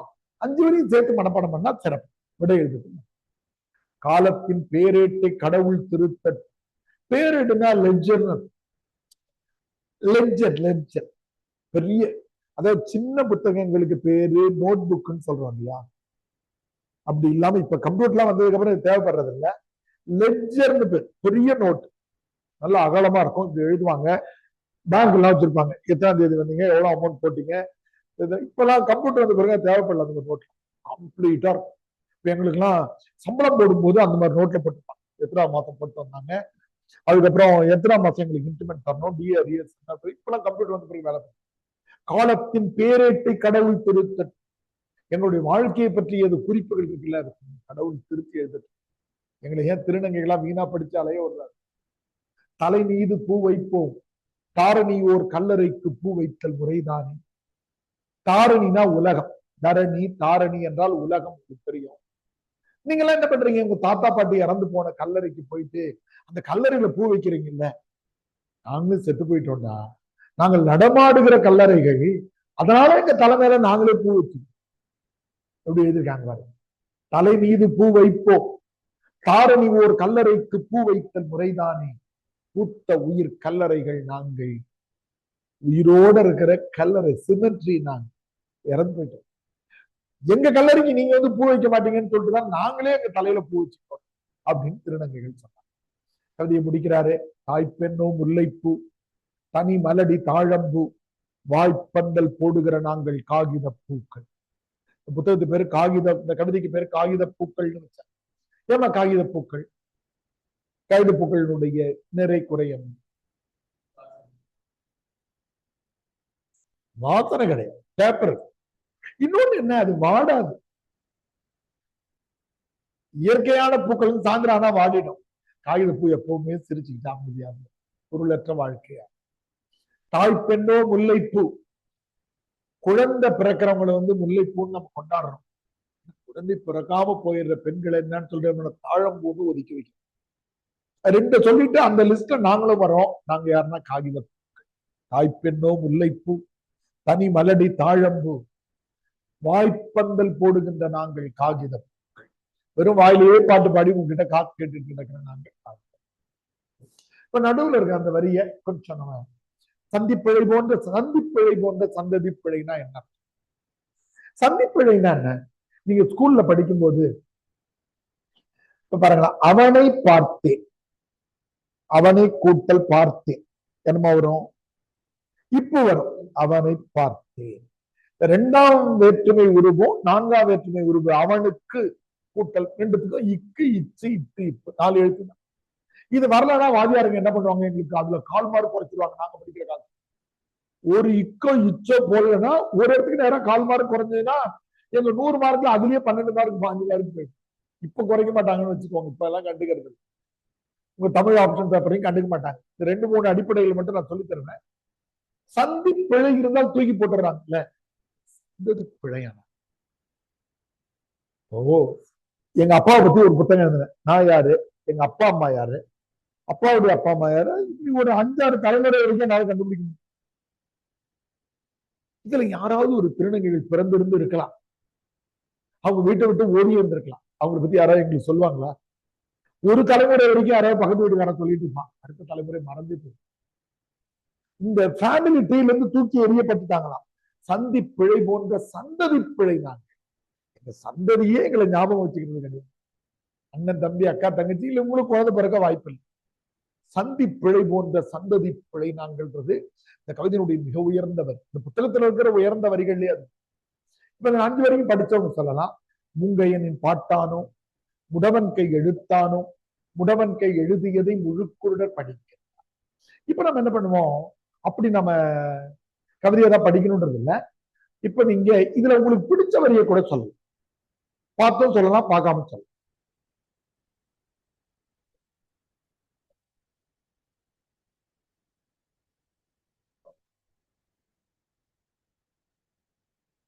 பார்த்து சொன்னாலும் தப்பு இல்லை, முதல் நாள் என்பதால. ஆன்லைன்ல இருக்க முதல்ல தொடங்குங்க. கவின்யா, நந்தியா, பிரியதர்ஷினி, வாசிமலை, ஆதிலட்சுமி, அனுசுயா, பூஜா, தீபலட்சுமி, கல்பனா, சிவராமன், வேலுபுவியன், சிவபாலம். யாரோட மைக் ஆன் பண்ணிட்டு பேச. கல்பனா சொல்றேன் சார் பார்த்து சொல்றதுங்களா? பார்த்து சொல்லலாமா? முதல் நாள் நம்ம பார்த்து சொல்லலாம். ஆனா நான் சொன்னது மனப்பாடம் குறிச்சுக்கோ. சொல்லுமா, பார்த்து சொல்லலாம். சொல்லுங்க கல்பனா. விதை வளர்த்த முள்ளானோம், விளக்கின் இருளானோம், சதை வளர்க்கும் பிணம் நாங்கள், சாவின் சிரிப்புகள். சாவின் சிரிப்பு. வேலுபுவி சொல்லுங்க. குட்மா கல்பனா. வேலுபுவி சார் குட்னு சொன்னமா? குட் சொன்னேன். நன்றி ஃபுல்லா சொல்லணுமா சார்? ஏதாவது ஒரு பேரா சொல்லுங்க. இல்லடா, நீங்க மனப்பாடம் பண்ணி இருந்தா அந்த வரிகளை சொல்லலாம். எத்தனை வரியா இருந்தாலும் சொல்லலாம். உங்களுக்கு பிடிச்ச வரியை மட்டும் சொன்னாங்க. உங்களுக்கு பிடிச்ச வரி. தாய் பெண்ணோ முல்லைப்பூ, தனி மலடி தாளம்பூ, வாய்ப்பந்தல் போடுகின்ற நாங்கள் காகித பூக்கள். காகித பூ. Very good. சிவராமன் சொல்லுங்க.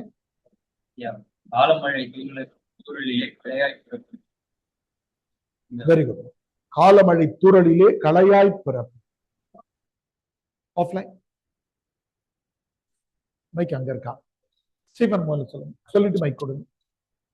மூங்கையனின் பாட்டானோம், முடவன் கை எழுத்தானோம், முழு குருடர் படிக்கின்றார் சந்திப்பிழை போன்ற சந்ததி பிழை நாங்கள். சந்திப்பிழை போன்ற சந்ததி. Very good. வேற யாரும் ஆன்லைன்ல? வேற யாருக்கா வாய்ப்பு வேணுமா? நீங்க சொல்லுங்க. மூங்கையனின் பாட்டானோம், முடவன் கை எழுத்தானோம், முழுக்குருடர் படிக்கின்றார் சந்தி பிழை போன்ற சந்ததி பிழை நாங்கள். சந்ததி பிழை. தம்பிட்டு கொடுங்க. தாய் பெண்ணோ முல்லைப்பூ, தனிமலர மலடி தாழம்பூ, வாய்ப்பந்தல் போடுகின்ற நாங்கள் காகித காகிதப்பூ. இது இருக்கலாமா? இங்க டெம்பரவரின்னு போட்டு எழுதிருக்கு. TY போட்டு 0101. ஒரு கேள்வி ஒரு விலை இருக்கு. நீங்க வந்துட்டு கூட டவுன்லோட் பண்ணல.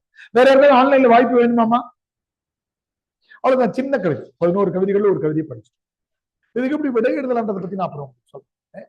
முதல்ல கவிதைகள் வரும். அடுத்து நிலாச்சோறு. நிலாச்சோறு என்பதுல ஒரு, இப்ப நான் சொன்ன அந்த வரி அதுல ஒரு பிச்சைக்காரனுடைய நினைவுகள். நிலாவே சோறா பாக்குறது. நிலா நம்ம சொன்ன மாதிரி காதலியாக தெரிகிற நிலை மாற்றி நிலாச்சோறு. பூமி ஆத்தாள் மடி உண்டு, புழுதி பொன் விரிப்புண்டு, புழுதி பொன் விரிப்புக்கு புத்திரனாய் வந்தவன் தான். நான் அதாவது இந்த நிகழ்ச்சிக்கான மேடையில பேசும்போது கூட ஒரு பேராசிரியர் சொன்னாரு, புதுக்கவிதை புத்தகங்கள்ல காமராசனுடைய கருப்பு மலர்களை தாண்டிய புத்தகம் இதுவரையில் வந்ததில்லை, இனிமேலும் வரப்போகுது. ஏன்னா அது உண்மைதான். ஏன்னா எல்லாரும் காதலை பத்தியும் விஷயங்களை பத்தி எழுதிட்டு போது விழுப்பு நிலை மக்களை பத்தி இன்னும் உருவக கவிதைகளும் நல்லா இருக்கும். அந்த டைமென்ஷன்லாம் யாருமே யோசிச்சிருக்க மாட்டாங்க. அந்த திருப்பு முனைன்னு சொல்ல. ஒரு பிச்சைக்காரனுக்கு என்ன சொல்றான் பாருங்க, எனக்கு யாருப்பா மடி, நமக்கு ஏதாவது கவலைன்னா அம்மா மடியில போய் படுத்துக்கிறோம். இவ்வளவு பெரிய பிள்ளையா இருந்தாலும் ஊருக்கு போனோம்னா கொஞ்ச நேரம் அம்மா இருமா, கொஞ்ச நேரம் மடியில படுத்து. ஆனா இவருக்கு யாருதான் மடியா? பூமி ஆத்தாள் மடி. பூமி தான் எனக்கு. புழுதி பொன் விரிப்புண்டு. முன்னாடியே படிச்சுட்டோம் இல்லையா? புழுதியிலதான் பெட்ஷீட் எல்லாம் எடுக்க முடியாது. புழுதி பொன் விரிப்புண்டு, புழுதி பொன் விரிப்புக்கு புத்திரனாய் வந்தது. இந்த புழுதிக்கு மகன் நான். எங்க அம்மா எல்லாம் யாரும் தெரியல, நானாதியா விட்டு போயிட்டான், தனியா விட்டு போயிட்டான். பூகம்பம் முத்த மழை. பூகம்பம் வந்துட்டாக்கா நம்ம அங்கேயும் இங்கேயும் ஓடுறோம் இல்ல, இவருக்கு பூகம்பம் தான் முத்தம் கொடுக்குதான். அங்கேயும் இங்கேயும் அலக்கழிக்கிற பூகம்பம் முத்த மழையா. புயல் எனக்கு தாலாட்டு. உங்க அம்மா தூணியில வச்சுக்கிட்டு 6 தாலாட்டு படுறாங்கல்ல, புயல்ல நான் அங்கேயும் இங்கேயும் ஓடுறதில்ல, அங்க இருக்குமா, அதான்டா எனக்கு தாலாட்டு. தண்ணீரே தாய்ப்பாலா. உங்க அம்மாட்ட போய் நீங்க தாய்ப்பால் குடிச்சிருப்பீங்க, பைப்ல தண்ணி வந்தா போதும், அதான் எனக்கு தாய்ப்பால். கண்ணீர் என் புன்னகையா. இந்த முரண் தொடை இருக்குல்ல, கண்ணீர் புன்னகை என்பது எதிர் சொற்கள். அவர் சொல்றாரு கண்ணீர் தான் எனக்கு புன்னகைடா. எனக்கு எப்போது அழுக வருது இல்லை அப்படின்னா என்ன அர்த்தம்னா, நீங்க எவ்வளவு நேரம் சிரிச்சிட்டீங்களோ அவ்வளவு நேரம் நான் அழுது.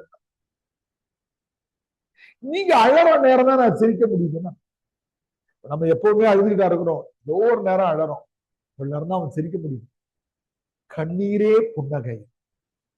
மறுபடியும் வரிய படிக்கிறேன். பூகம்பம் உத்த மழை, புயல் எனக்கு தாலாட்டு, தண்ணீரே தாய்ப்பாலாம் கண்ணீர் என் புன்னகை, பசி எனக்கு விளையாட்டு. பசி எடுத்துட்டா இங்கே எங்கேயும் ஓட வேண்டியிருக்கு. பசி எனக்கு விளையாட்டு, பருவங்கள் மாற்றுடைகள். பாப்பா இருந்தாங்கன்னா சப்ளை எக்ஸ்டென்ஷன் பாக்ஸ் சார்ஜரையும் கொடுக்க சொல்லுங்க. போன்ல சப்ளை எக்ஸ்டென்ஷன் பாக்ஸ் சார்ஜர் எங்க இருக்கு? இருங்க ஒரு நிமிஷம், அந்த சார்ஜர் எடுங்க.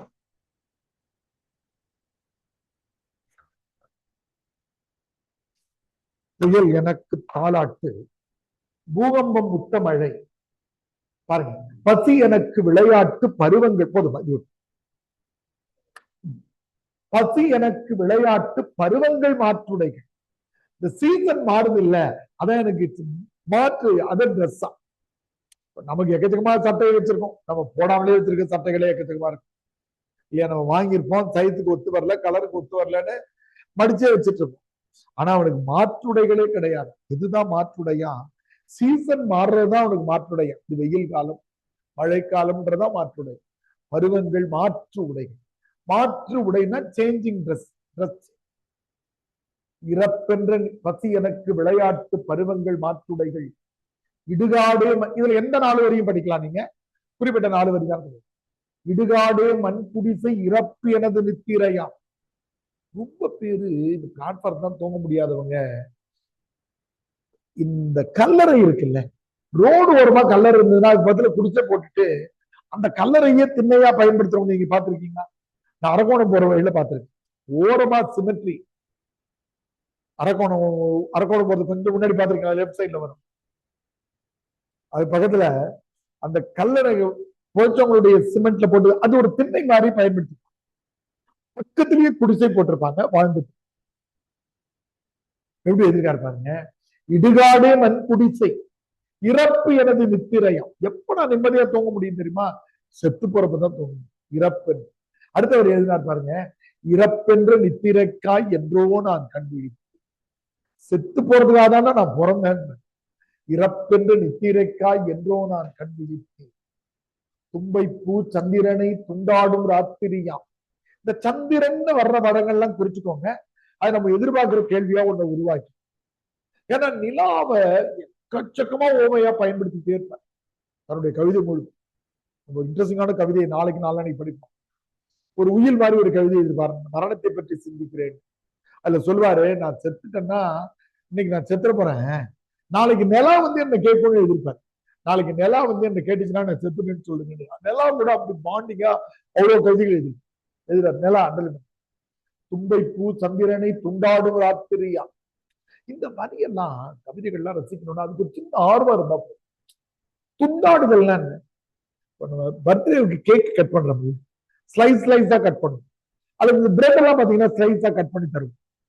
தும்பை பூ சந்திரனை துண்டாடும் ராத்திரி.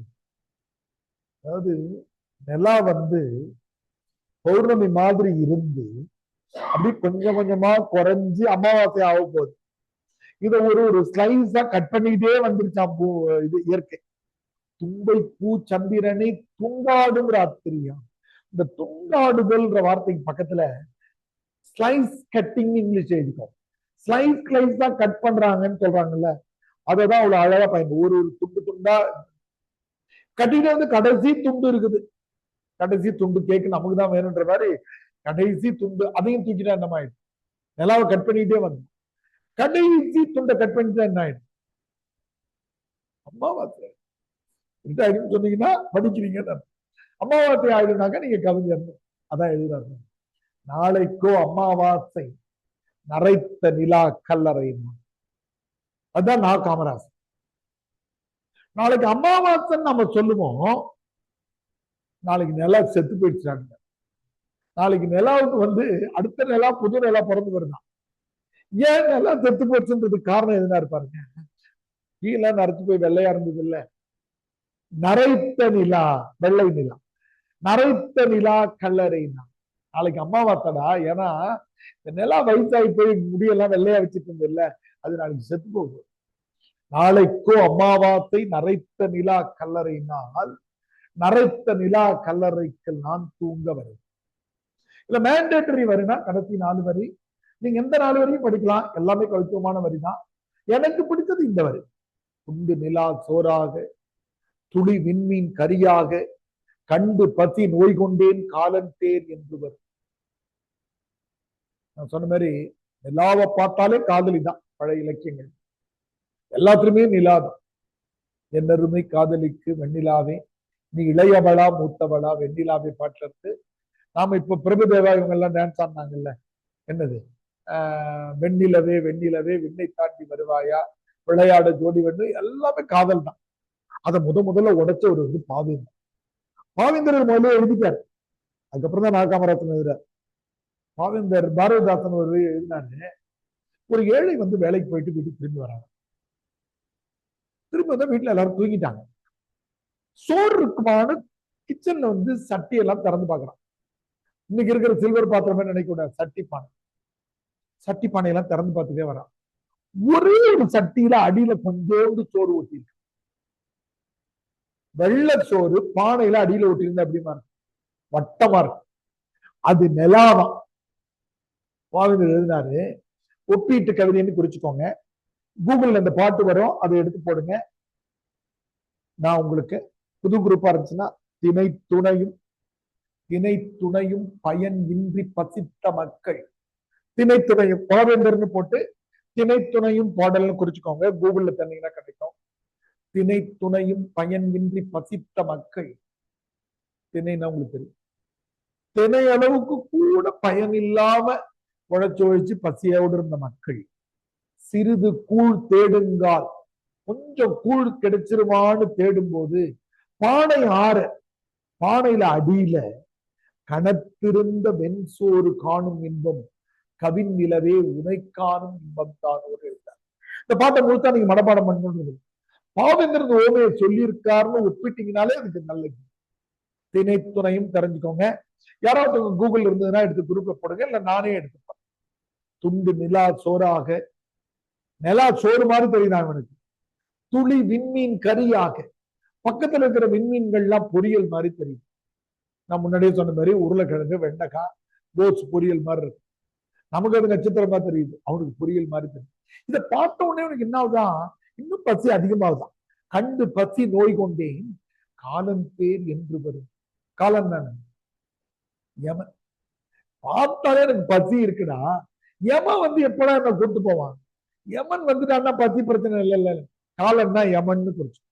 கடைசி 4 வரி மனப்பாடம். நடுவில் எந்த வரிகளையும் சொல்லலாம், உங்களுக்கு பிடித்த வரிகள்.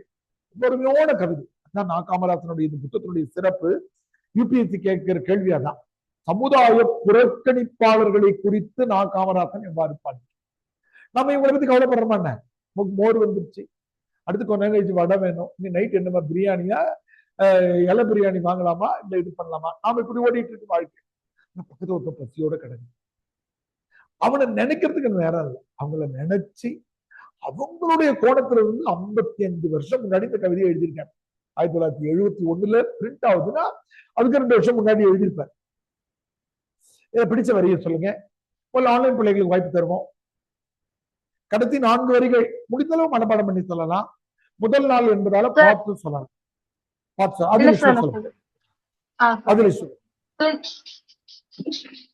துண்டு நிலா சோறாக, துளி விண்மீன் கரியாக, கண்டு பசி நோய் கொண்டேன் காலன் தேர் என்று வரும். கண்டு பசி நோய் கொண்டேன் காலன். Adilakshmi good morning. அடுத்து வேற யாரும் ஆன்லைன்ல இல்ல? நாளைக்கோ அமாவாசை நரைத்த நிலா கல்லறைதான், நரைத்த நிலா கல்லறைக்குள் நான் தூங்க வருகின்றேன். துண்டு நிலா சோறாக, துளி விண்மீன் கரியாக, கண்டு பசி நோய் கொண்டேன் காலந்தேர் என்று வரும். எந்த ஊர்மா நீங்க? வேலுப்புவி திட்டக்குடிங்க. முன்னாடி கடலூர் மாவட்டம். கடலூர் மாவட்டம் சொல்றாங்க.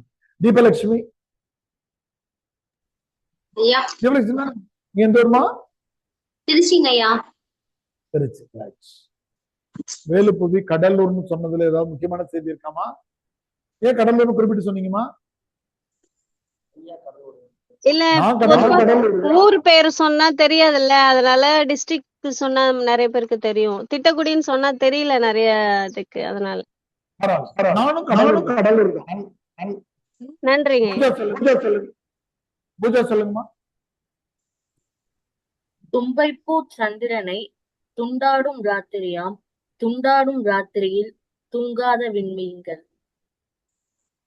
வெரி நம்ம விட்டு படிச்சோம், அவன் கரெக்டா அதை கவனிச்சு படிச்சான். Very good ma'am Pooja. வேற யாரும் ஆன்லைன்ல தீபல் நன்றிங்க ஐயா. சொல்றேங்கய்யா. சொல்லுங்கம்மா. நாளைக்கோ அமாவாசை, நரைத்த நிலா கல்லறை நாள், நரைத்த நிலா கல்லறைக்குள் நான் தூங்க வருகிறேன். ஓ, முதல்ல ரைட்மா தீபலி. முதல்ல சொன்னது ஆதிலட்சுமி இல்ல, அந்த முதல் வரிகள் சொன்னது Adilakshmi. Right, very good. Adilakshmi எந்த ஊருமா? கள்ளக்குறிச்சி சார். கள்ளக்குறிச்சி. வேற யாராவது சொல்றீங்களா ஆன்லைன்ல? ஆஃப்லைன் சொல்லுங்க. பசி எனக்கு விளையாட்டு, பருவங்கள் மாற்றோடை. பசி எனக்கு விளையாட்டு, பருவங்கள் மாற்று. சிவன் சொல்லுங்க. துண்டு நிலா சோறாக, துளிவிண்மீன் கரியாக, கண்டு பசிநோய் கொண்டே, காலந்தேர் என்று வரும். Very good. சொல்லுங்க. பசி எனக்கு விளையாட்டு, பருவங்கள் மாற்றுடை. பருவங்கள் மாற்று. Very good. வேற யாரும் சொல்றீங்களாமா? ஆன்லைன்ல இருக்கா? எப்பவுமே வகுப்புல கேட்கும் போது, வாய்ப்பு தரும்போது, ஐயா 2 பேர் சொல்லிட்டாங்க அதனால நான் சொல்லல அப்படின்னு நீங்க சொல்லாம இருக்காது. எல்லாரும் சொன்னாலும் நான் கேட்பேன். ஏன்னு கேட்டீங்கன்னா, உங்களுக்கு சொல்ல சொல்ல பெரிய நம்பிக்கை வரும் கிளாஸ்ல பேச பேச. இன்னொன்னு, அப்படி நீங்க சொல்றதால என்ன ஆகும்னாக்கா, 2 நாள் 3 நாள் கிளாஸ் கூடும், அவ்வளவுதான். நான் 120 நாள் பிளான் பண்ணியிருக்கேன், 123 நாள் ஆகும். இல்லையா 2 பேர் சொல்லிட்டாங்க அதனால நான் சொல்ல அப்படின்னு சொல்லவே சொல்லாது. அவங்க சொன்ன அதே வரிகளா இருந்தாலும், ஒருத்தவங்க திருச்சியில உட்காந்துருக்கீங்க, ஒருத்தவங்க திட்டக்குடியில உட்காந்துருக்கீங்க, ஒருத்தவங்க மதுரையில உட்காந்துருக்கீங்க, எத்தனை பேர் வேணாலும் அதே வரிகளை கூட சொல்லணும். நாங்க கேட்க தயாரா இருக்கோம். எல்லாருமே சொல்லலாம், வாய்ப்பை பயன்படுத்திக்கலாம். வேற யாருக்கும் ஆன்லைன்ல வாய்ப்பு வேணுமாமா?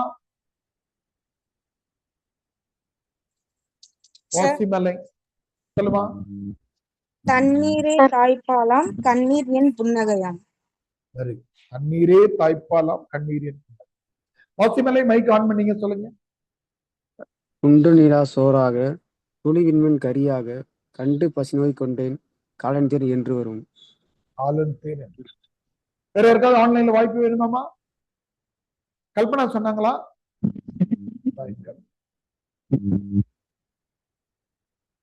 அனாதை சொல்லுங்கம்மா. வேற மைக் ஆன் பண்ணிருக்கீங்க. அனாதை. அனாதை என்பதும் அனாத் என்பது வடமொழி சொல் தான், ஆதரவற்றவர்கள். ஆனா இது ஒரு சின்ன கவிதை தான், இது ரொம்ப முக்கியமான கவிதைன்னு சொல்ல முடியாது. இதுல ஒரு வரி அந்த நான் போல்ட் பண்ணிருக்கேன். நம்முடைய புத்தகத்தை எதை மனப்பாடம் பண்ணோன்றதை நான் சின்னதா போல்டு பண்ணிருக்கேன். ஆனா இது கொஞ்சம் விரைவா படிச்சிடலாம் அந்த கவிதையை. அனாதைகளே உங்கள் பாடகன் பாடு டிக்ளேர் பண்ணிக்கிறார். நான் பணக்காரங்களுக்கான கவிஞர் கிடையாது, அனாதைகளுக்கான கவிஞர். அவருடைய டிக்ளரேஷன். அனாதைகளை உங்கள் பாடகன் பாடுகிறான், அரை வெண்ணிலவின் மீன்களின் ஒளி. நிலா போட்டிருக்காரு, குறிச்சிட்டே வாங்க. நிலா எத்தனை இடத்துல வருது எல்லாம் எண்ணி முடிச்சோம்னா, ஒருத்தவங்க 48 வருத்தம், ஒருத்தவங்க 36 வரும், ஒருத்தவங்க 27 வரும். அதுக்கு கவலை இல்லை. நிலா எங்க இருக்கு குறிச்சிட்டே. எங்க நரைத்த நிலா கல்லறை நாள் எழுதினாரா, அமாவாசைன்னு எழுதினாரா? அதெல்லாம் நிலவின் குறியீடுகள். அனாதைகளை உங்கள் பாடகன் பாடுகிறார், அரை வெண்ணிலவின் மீன்களின் ஒளியில், 1000 நுரைமலர் ஆற்றங்கரையில், ஆவியின் நாக்கில் மௌனத்தின் குரலில் அவன் பாடுகிறான். அனாதைகளே உங்கள் பாடகன் பாடுகிறான். ஒரு கடற்கரையினுடைய வெளியில உட்கார்ந்துக்கிட்டு உங்களுக்காக நான் பாட்டு பாடிட்டு அப்படின்னு அவரை டிக்ளேர் பண்ணிக்கிட்டார். இது மறுபடியும் இல்வரல் ஊமையணி, சூரியன் ஏந்திய தீபங்களே. இந்த கவிதை புத்தகம், இந்த கவிதையினுடைய 4 சிறப்பு வரிகள் அதுவும் முக்கியம். சூரியன் ஏந்திய தீபங்களே, சூரியன் தூங்கிய துருவங்களே, ஊமையன் பாடிய பாடல்களே, உயிர்நிழல் இல்லா கொடை. சூரியன் ஏந்திய தீபங்களே. இங்க விளக்கு எரியணும்னா அறிவியல்ல என்ன கண்டிஷன் தெரியுமா? ஒரு விளக்கை ஏற்றி வைக்கிறோம் இல்ல, அது எரியறதுக்கு என்ன இருக்கணும் தெரியும்? ஆக்சிஜன் இருந்தாதான் அது எரியும். சூன்யத்தினா வேக்கம். வேக்கம்ல கொண்டு வச்சீங்கன்னா அந்த விளக்கு எரியவே எரியும். அப்ப எப்ப வேணாலும் அணையக்கூடிய நிலையில இருக்கிறவங்கன்னா அனாதை. சூரியன் இதுவும் இல்பொருள் உவமை. சூரியன் ஏந்திய தீபங்களே, சூரியன் தூங்கிய துருவங்கள். வடதுருவம் தென் துருவம் சொன்னோம் இல்லையா, கிழக்கிலையும் மேற்கிலையும் தான் வரும். வடதுருவம் தென் துருவத்துல சூரியன் தூங்கி கொண்டிருக்கிறது. அதுபோல சூரியன் போகாது. உங்களுக்கு தெரியும், ஆர்டிக் அண்டார்டிக் எல்லாம் வந்து பனி உருகிக்கிட்டே இருக்கும். இந்த டெம்பரேச்சர் அதிகமாவது பனி உருகி. சூரியன் தூங்கிய துருவங்களே, ஊமையன் பாடிய பாடல்களை இதை முன்னாடியே படிச்சுட்டோம் இல்லையா, ஊமைகள் பாட முடியாது. உயிர் நிழல் இல்லா கோடைகள். கோடை காலத்துல நிழல் இருக்காது. நிழல் இல்லாத கோடை காலம் போல இவருடைய வாழ்க்கை. கவிதை கரையின் நிழல்களிலே கனவின் குழந்தை பாடுகிறார். கண்ணி மரக்குடை மார்புண்டு, காற்றெனும் தாய்ப்பால் அங்குண்டு, பச்சை புல்வெளி மடிகுண்டு, பாலை கூரையில் நீருண்டு, பாடகன் கண்ணீர் மருந்து. 5 வரிகள். அனாதைகளுக்கு என்ன கிடைக்கும்? கண்ணி மரக்குடை மார்பும். மரம் இருக்குல்ல, மரம் தான் இவங்களுக்கு அம்மாவா. ஆனா மரத்துக்கு கல்யாணம் ஆகல. ஆனா இவரு காமராஜர் எழுதுறாரு, கண்ணி மரக்குடை மார்பு. கண்ணி என்கிற மரம் இருக்கு இல்லையா, மரத்தினுடைய கிளையில தான் நாங்க தூங்கிக்கணும். அம்மாவுடைய மார்பகங்கள்ல தூங்கி வளர்ந்தவங்க நாம. ஆனா அனாதைகளுக்கு மரத்தினுடைய கிளைதான் மார்பகமா, அதுவும் பிள்ளை பெற்றுக்காத மரமா. கண்ணி மரக்குடை மார்புண்டு, காற்றெனும் தாய்ப்பால் அங்குண்டு. என்ன தாய்ப்பால்? நமக்கு எல்லாம் தாய்ப்பால் குடிச்சோம். மரம் என்ன தாய்ப்பால் தர முடியும்? காற்று கொஞ்சம் கொண்டு விசிறு. காற்று எனும் தாய்ப்பால் அங்குண்டு, பாலை பச்சை புல்வெளி நடிகுண்டு. இது முன்னாடி இருந்த நடைபாதையில இருந்து படிக்கிற மாதிரி, மரத்துக்கு கீழே கொஞ்சம் புல்லு வளர்ந்ததுன்னா அதையே பெட்ஷீட்டான்னு நினைச்சு நாங்க படுத்துக்க வேண்டியதுதான். பச்சை புல்வெளி மடிகுண்டு, பாலை கூரையில் நீர் உண்டு. எப்போ வானத்துல இருந்து என்னைக்காவது மழை பெஞ்சினா நல்ல தண்ணி கிடைக்கும். குளத்துல இருக்க தண்ணி தான் குடிச்சு. அடுத்து அருமையான வரி, பாடகன் கண்ணீர் மருந்து உண்டு. அந்த வரி அதுல உங்களுக்கு தலைவலினா அனசின் வாங்குறீங்க, விக்ஸ் வாங்குறீங்க, பூ வாங்குறீங்க, ஏதோ ஒன்று வாங்குறீங்க. ஏழைகள் போயிட்டு ஏதோ இது பண்ண முடியாது. ஆனா உங்களுக்கு ஆறுதல் தரக்கூடிய விஷயம் என்ன தெரியுமா? உங்களுக்காக இன்னொரு மனிதன் அழுதான்னு வச்சுங்க, உங்களுக்கு கையில அடிபட்டு இருக்கும். நீங்க கம்மன் தான் இருப்பீங்க, கட்டுப்பட்டு உட்காந்துருப்பீங்க. உங்க ஃப்ரெண்டு பார்க்க வந்தவங்க அழுவாட்டு. அழுகை வந்து உங்களுக்கு வலியை குறைக்கும். நமக்காக இன்னொரு மனிதன் இருக்கிறான். காமராஜன் அஷூரன்ஸ் தரார், வாக்குறுதி. அனாதைகளே உங்களுக்கு யாரும் இல்லைன்னு நினைச்சிடாதீங்க, என் கண்ணீர் என்கிற மருந்து இருக்கு, அது நான் குறைச்சு. பாடகன் கண்ணீர் மருந்து. ஒரு மனிதனுக்கு இன்னொரு மனிதனை அழறது இருக்கிறது. நம்ம இன்னொரு புத்தகம் பின்னாடி படிப்போம், அறமும் அரசியல்னு ஒரு புத்தகம். அந்த புத்தகத்துல அறம் வாழுமான்னு மு வரதராசன் கேள்வி கேட்பார். 5 தலைப்பு இருக்கும். அதுல ஒரு தலைப்பு அறம் வாழுமான்னு. குறுகிய நோக்கம், அறம் வாழுமா, அறத்தின் ஆட்சி, கட்சி அரசியல், உரிமை பஞ்சன, 5 தலைப்புல கட்டுரை இருக்கு. அறம் வாழுமா என்ற கேள்விக்கு என்ன தெரியுமா விடை தருவாங்க? ஒரு மனிதனுடைய துயரத்தை பார்த்துவிட்டு இன்னொரு மனிதன் அழுகிற வரையில் அறம் இருக்கு. யாரோ ஒருத்தன் அடிபட்டு கிடக்கிறான், ஏதோ ஒரு நியூஸை படிக்கிறோம், டக்கு நமக்கு சினிமாவில் பார்த்துட்டு அழறம் இல்லை, நம்ம தாத்தா பாட்டி யாரையாவது நினைச்சிட்டு அழறம் இல்லை. இந்த உணர்வு இருக்கிற வரையில அறமும். நாகாமரான் சொல்றாரு, என் கண்ணீர் என்ற மருந்து உங்களுக்கு இருக்கு, நான் கவலைப்படாது. பாடகன் கண்ணீர் மருந்து. மறுபடியும் முதல் வரியை கொண்டு முடிக்கிறாரு. அது அப்படி, ஆரை வெண்ணிலவில் மீன்களின் ஒளியில். மீன்கள் என்பது மீன்கள். இதுல வந்து இந்த 3 வரிகள், பச்சை புல்வெளி மடிகுண்டு, பாலை கூரையில் நீர் உண்டு, பாடகன் கண்ணீர் மருந்துண்டு 3 வரி, அல்லது கண்ணி மரக்குடை மார்புண்டு, காற்றினும் தாய்ப்பால் அன்புண்டுல இருந்து 5 வரிகள். இந்த பாடலுக்கு நம்ம 2-3 பேருக்கு மட்டும் வாய்ப்பு தருவோம். யார் சொல்றீங்க பார்ப்போம். ஏன்னா நல்ல கவிதை, விடை அடிப்படையில ரொம்ப முக்கியமான கவிதை. இந்த வரிகள் மட்டும்தான் முக்கியம். சொல்லுங்க பார்ப்போம். வானம். பாலை என்பது வானம். பாலை பாலையா வெடிச்சிருக்காங்க இல்ல, வானம் வெயிலாக இருக்கிற அந்த இதுல இருந்து அப்பப்ப மழை வருது இல்ல, வானம் என்கிற கூரையிலிருந்து வர்ற தண்ணி தான் எங்களுக்கு. சொல்லுங்கம்மா, ஆன்லைன்ல சொல்லுங்க, உங்களுக்கு பிடிச்ச வரி சொல்லுங்க.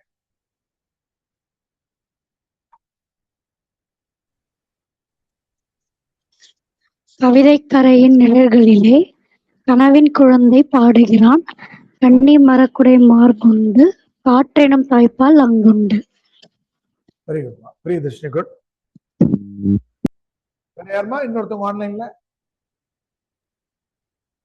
ஐயா கவின்யா சொல்லுங்க.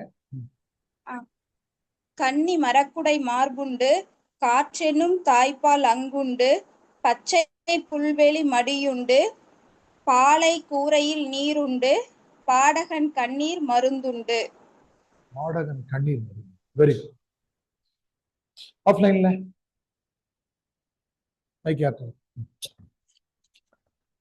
கன்னி மரக்குடை மார்புண்டு காற்றெனும் தாய்ப்பால் அங்குண்டு. Very good. Second one. பச்சை புல்வெளி மடியுண்டு பாலை கூரையில் நீருண்டு பாடகன் கண்ணீர் மருந்துண்டு. சொல்றீங்களா? அடுத்த கவிதைக்கு போகலாம். அடுத்த கவிதையினுடைய தலைப்பே நடைப்பிணங்கள். பிராக்கெட்ல தந்துட்டாரு, மலைவாழ் பழியர் குலத்தின் சோக வாழ்க்கை. பழியர் பழிச்சியர் என்பது தோடா கோடா அப்படிலாம் சொல்றமில்ல, இனம் சொல்றமில்ல, அந்த மாதிரி அவங்க ஒரு இனம். ஷெட்யூல் ட்ரைப் பிரிவை சேர்ந்தவங்க, மலைவாழ் பழங்குடியினர். பழியர் பழிச்சியரை பத்தி அடுத்து நம்ம எங்க படிப்போம்னா, ஒப்பிடுகன்னு போட்டுட்டு உங்களுக்கு பாடத்துக்காக முத்துப்பட்டன் கதை அடுத்த புத்தகம் படிக்க போறோம் இல்ல, அதுல துணை கதையாக பழிச்சியம்மன் கதை அப்படின்னு ஒரு கதை மேற்கோளுக்கு சொல்லியிருப்பாங்க. அவங்க பழிச்சியர் இனத்தை சேர்ந்தவங்க. பழிச்சியம்மன் கதை, அதுவும் ஆணவ படுகொலைகள் அந்த மாதிரி நிகழ்ந்த ஒரு கதை தான். படுகொலை நடக்காத ரெண்டு பேரும் பிரிச்சு வச்சிருவாங்க. ஒரு கீழே இருக்கிற ஒரு இளைஞன் குறிஞ்சி நிலத்துல இருக்கிற இந்த மலைவாழ் மக்கள் கூட நெருங்கி பழக ஆரம்பிச்சு. அங்க இருக்கிற பசங்க கூட விளையாடிட்டு இருப்பான். நைட்டு நேரம் ஆயிடுச்சுன்னா அங்கேயும் தவிட்டு அங்கேயும் தூங்கிப்பான். இப்படி இருந்துட்டு இருக்கும்போது அங்க இருக்கிற ஒரு பெண்ணை விரும்ப ஆரம்பிச்சு. அந்த பழிச்சி அம்மன் கதை. பழியர் குலத்தினுடைய ஒரு இளம் பெண்ணை விரும்புறா. இது தெரிஞ்ச பிறகு இந்த வீட்டுல என்ன பண்ணிடுறாங்க, எல்லா கதைகள்ல இருக்கிறத விட மாத்தி நடக்கும். ஹீரோவா அடைச்சு வச்சிருவாங்க. இருச்செரிப்புன்னு ஹீரோயினை பூட்டி வைக்கிறதா நம்ம பார்த்திருப்போம். ஹீரோவை பூட்டிடுவான். பூட்டின உடனே அந்த நம்ம என்ன பண்ணோம், பழிச்சு அந்த மாதிரி இறங்கி வந்து ஆத்துக்கு அந்த பக்கம் வந்து நின்றுடும். போட்டு ஏறுறதுக்கு, தேடி இவனை வந்து பாக்குறதுக்கு. என்னன்னு தெரியல. அது தெரிஞ்ச உடனே அந்த கதையில எழுதுவாரு, நான் வானமா ரெண்டாவது அடுக்கு இன்னொரு பூட்டு வச்சு பூட்டிட்டு வாங்கலாம். இன்னொரு கதை 2 அடுக்கு பாதுகாப்பு.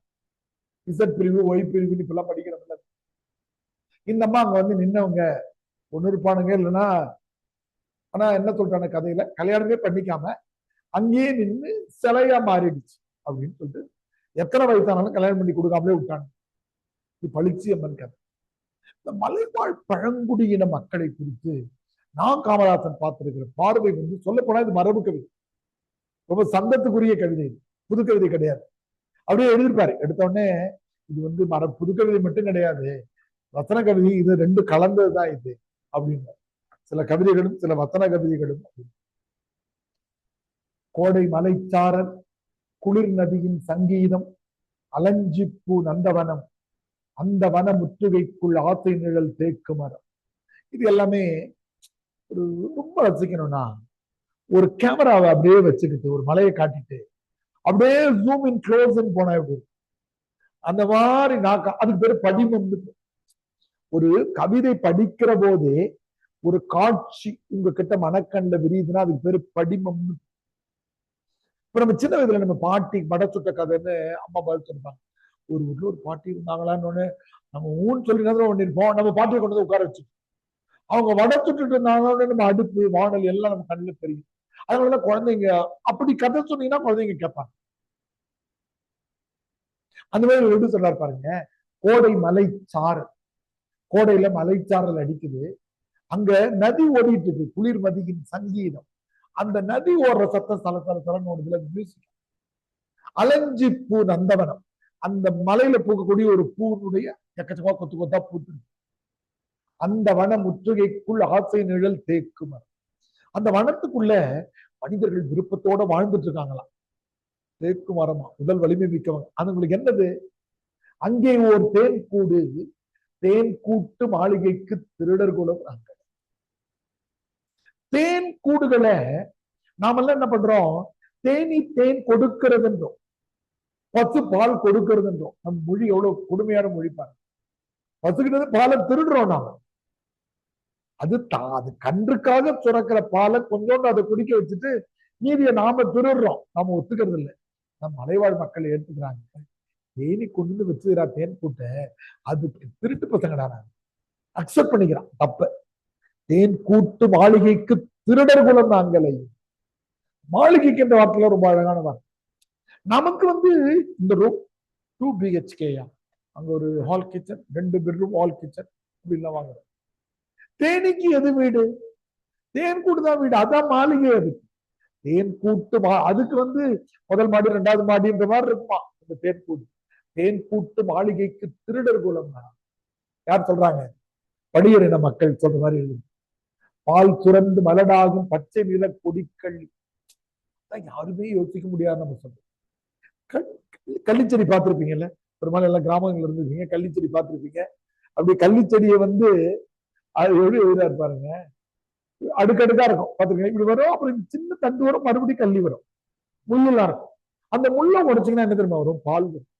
அதை கவனிக்கிறாரு. பால் சுரந்து மலடாகும் பச்சை நிற கொடிக்கள், அதுக்கு பால் வருமே தவிர அது மலடாது. லடுக்கே பால் வர்ற சிறப்புடான்னு எழுதுறாரு இத கள்ளிச்செடியை. பால் சுரந்து மலடாகும் பச்சை நிற கொடிக்கள், இதெல்லாம் எங்க இருக்கு? மலையில இருக்கு. நம்ம காட்டுறாரு ஒண்ணு. தேன் சுரந்து தாயாகும் தெக்கனத்து சர்க்கரை. தேன் சுரக்குது, ஏன் அந்த மலடுன்றாரு? அந்த பாலை யாரும் குடிக்கிறது இல்லை. கள்ளிப்பால் நாம எடுத்து குடிக்க மாட்டோம், அது விஷம் நிறைந்தது, நஞ்சு தன்மையுடைய. ஆனா மலர்ல தேன்கள் வருது இல்ல, இந்த தேனீக்கள் குடிச்சுக்கிட்டே இருக்கும். அதனால தேன் சுரந்து தாயாகும் தெக்கனத்து சர்க்கரை. தெக்கனம்னாக்கா தட்சிண பிரதேசம் சொல்றோம்ல, தென்னாடுன்னு அர்த்தம், வேற தென்னாட்டு மலைகள். சர்க்கரை பூ இதை தொட்டு சத்தமிடும் தேனீக்கள். தேனீக்கள் அந்த பூவை குடிச்சுக்கிட்டே இருக்கு. தேனியோ தேன் சுமக்கும், தேன் கூட்டை கிளை சுமக்கும், தேன் கூட்டு கிளை மரத்தை தென்னர் மலை சுமக்கும், தென்னர் மலைமுகத்தை தெருவாக்கும் குலம். அப்படியே ஜூம் அவுட் பண்றாரு, தேனியை பார்த்தாரு. அப்புறம் லேச கேமரா வெளியில எடுத்து வந்தாருன்னா பூ தெரியுது. இன்னும் கொஞ்சம் கேமராவை வைடா போட்டீங்கன்னா கிளை தெரியுது. இன்னும் கேமராவை வைடா போட்டீங்கன்னா மரம் தெரியுது. இன்னும் கேமரா வைடா போட்டா மலை தெரியுது. இந்த மலை இருக்குல்ல, மலையில எந்த கவர்மெண்ட்டும் எனக்கு ரோடு போட்டு தர மாட்டான். நாங்களே நடந்துதான் எங்க ரோட உருவாக்கும். இது கொண்டு முடிச்சாரு. தென்னர் மலை முகத்தை தெருவாக்கும் குலம் நாங்கள். அதை 2 வரையும் அமலை பண்ணும். பாலில் தயிர் பிறக்கும், பருவம் ஒரு பூ பிறக்கும், தேனில் சுவை பிறக்கும், தேனெடுக்கும் குலம் நாங்கள். இந்த கடைசி வரிகள்ல அப்படியே உயரத்துக்கு போறாருன்னா காமராசர், யாருமே யோசிக்க முடியாது. தொட்டிலே கிளிப்பிள்ளை, தோல் மீது மயில் மனைவி, தோல் அணைந்த மனைவிக்கோ தொகை தொகையாய் நோய் நொடி. தொட்டில குழந்தை இருக்கு, தோல் மேல மனைவி படுத்துட்டு இருக்கிறாங்க. மனைவிக்கு எவ்வளவு நோய் தெரியுமா? தோல் அணைந்த மனைவிக்கோ தொகை தொகையாய் நோய் நொடி. யாரும் டாக்டர் கூட பிரைமரி ஹெல்த் சென்டர்லாம் அங்க இருக்காரு. நம்ம பக்கமா விஜய் சேதுபதி நடிச்சு ஒரு 5-6 வருஷம் முன்னாடி தர்மதுரைன்னு கூட ஒரு படம் வந்து சீனு ராமசாமி டைரக்ட் பண்ணியிருந்தார். ஆக்சுவலி இந்த புத்தக வெளியீட்டு விழாவுக்கும் அவர் வர்ற மாதிரி இருந்தது. அன்னைக்கு அம்மா போட்டுச்சு. அவர் நம்ம கவிதைகளை அவர் ரொம்ப பிடிக்கும். சீனு ராமசாமி அந்த படத்தை டைரக்ட் பண்ணார், தர்மதுரை. அங்க யாரும் டாக்டர் கிடையாது. தொட்டிலே கிளிப்புள்ளை, தோல் மீது மயில் மனைவி, தோலணைந்த மனைவிக்கோ தொகை தொகையாய் நோய். அடுத்தவர் எதுனா இருப்பாருங்க, முன்னாடி படிச்சதுல அதே கவிதை நிலா வந்துருச்சு பாருங்க. வானில் நில உண்டு வயிற்றுக்கு சோறு. நிலா இது வரைக்கும் 4 தடவை வந்திருக்குதாமா? நிலா 1 நிலா 2 குறிங்க, நிலான்னு குறிச்சிட்டு வந்துருங்க, கடைசியா கூட நம்ம வானில நிலம் இருக்குடா, வயிற்றுக்கு சோறு இருக்கா. கடைசி 8 வரி தான் நமக்கு கட்டாய மனப்பாடம். நடுவில் எந்த வரிகளையும் நீங்க படிச்சுக்கலாம், தப்பு.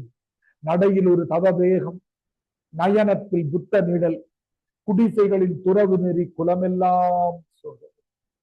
நடையில் ஒரு தவ வேகம், நடக்கும் போது கவனமா நடக்கும். தவ வேகம், தவம்னா என்ன? தவம் செய்யறவன். நமக்கு ஏதாவது ஒரு வேலை என்ன பண்ணுவோம்? கிளாஸ் தொடங்கிடுச்சு, 5:10 ஆயிடுச்சு. இப்போ ஒரு 5 நிமிஷம் லேட்டா தான் தொடங்கணும், பதட்டமா வரவேன். 5-10 நிமிஷம் எப்பவுமே கொஞ்சம் லேட்டா தொடங்கும். ஆன்லைன்ல ஜாயின் பண்ணிட்டோம், நெட்வொர்க் இல்லாம இருக்கும், செலவு வேகமா ஓடி வருவீங்க. பீச்ல போனா என்ன பண்ணீங்க? மெதுவா நடி.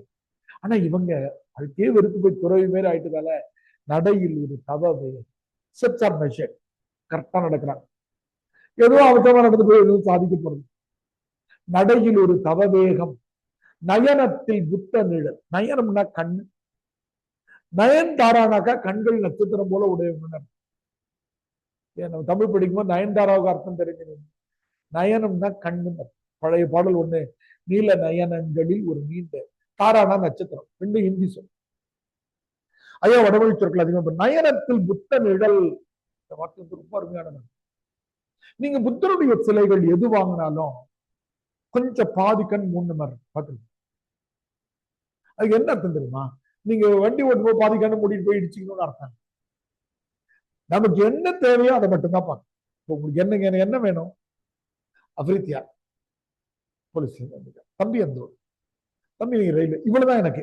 உங்க அப்பா யாரு, சித்தப்பா யாரு, உங்க அப்பாவுக்கு சித்தப்பாவுக்கு சண்டை இருக்கா இல்லையா, உங்க அக்காவுக்கு கல்யாணம் ஆயிடுச்சா, இதெல்லாம் எனக்கு தேவையான விஷயமா? அப்ப எனக்கு என்ன வேணுமோ அதை மட்டும்தான் நான் பார்க்கணும். கூடுதலா பார்க்கறதால தான் மனத்துயரங்கள் வருது. அதுதான் புத்த நயனத்தில் புத்த நிழல். எனக்கு என்ன வேணுமோ அந்த ஸ்கோப் தான் நான் பார்க்கணும். என்ன நீ படிக்க வந்திருக்கீங்க, என்ன கேட்கணும்? தம்பி உங்க கையெழுத்து என்ன கொஞ்சம் சரி பண்ணிக்கணும், நல்லா உச்சரிக்கும் போது அழகா உச்சரிக்கணும். என்னுடைய ஸ்கோப் அதான். நானே ரொம்ப அதிகமா போயிட்டு உன்னுடைய எக்கனாமிக்ஸ், உன்னுடைய GS2 ஆன்சர் ஷீட் எடுத்துட்டு வாயா அப்படின்னாக்க அப்படின்னு எனக்கு என்ன லிமிட் ஒன்று இருக்கு இல்லையா, அது வரைக்கும் தான் பார்க்கணும்.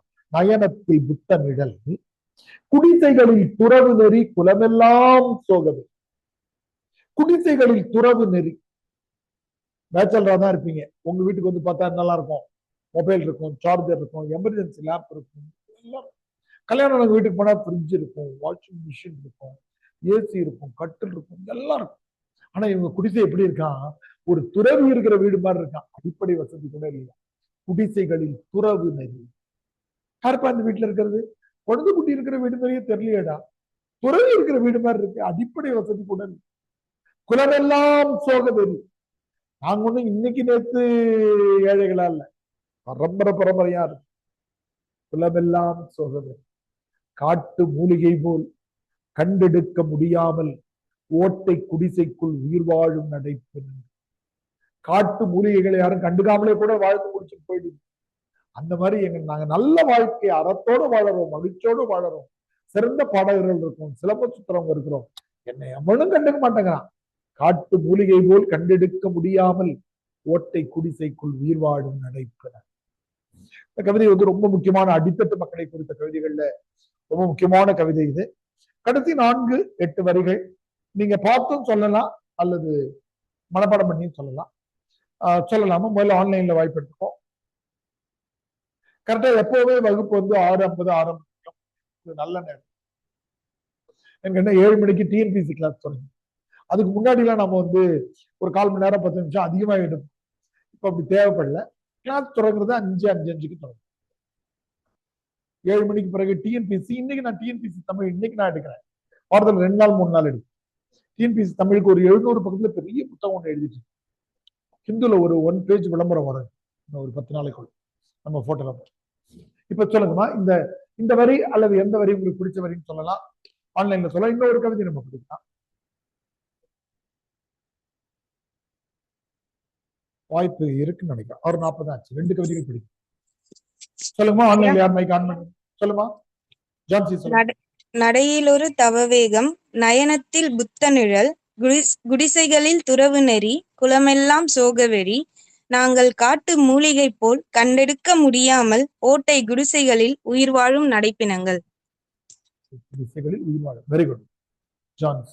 வேற யார் சொல்றீங்கம்மா? சொல்லுங்க. சிவராமன் சொல்லுங்க.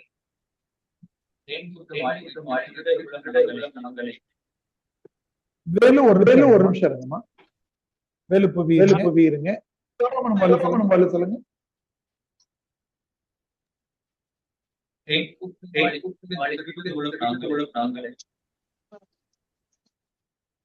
Very good.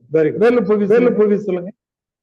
தொட்டிலே கிளிப்பிள்ளை, தோல் மீது மயில் மனைவி, தோலணைந்த மனைவிக்கோ தொகை தொகையாய் நோய் நொடிகள்.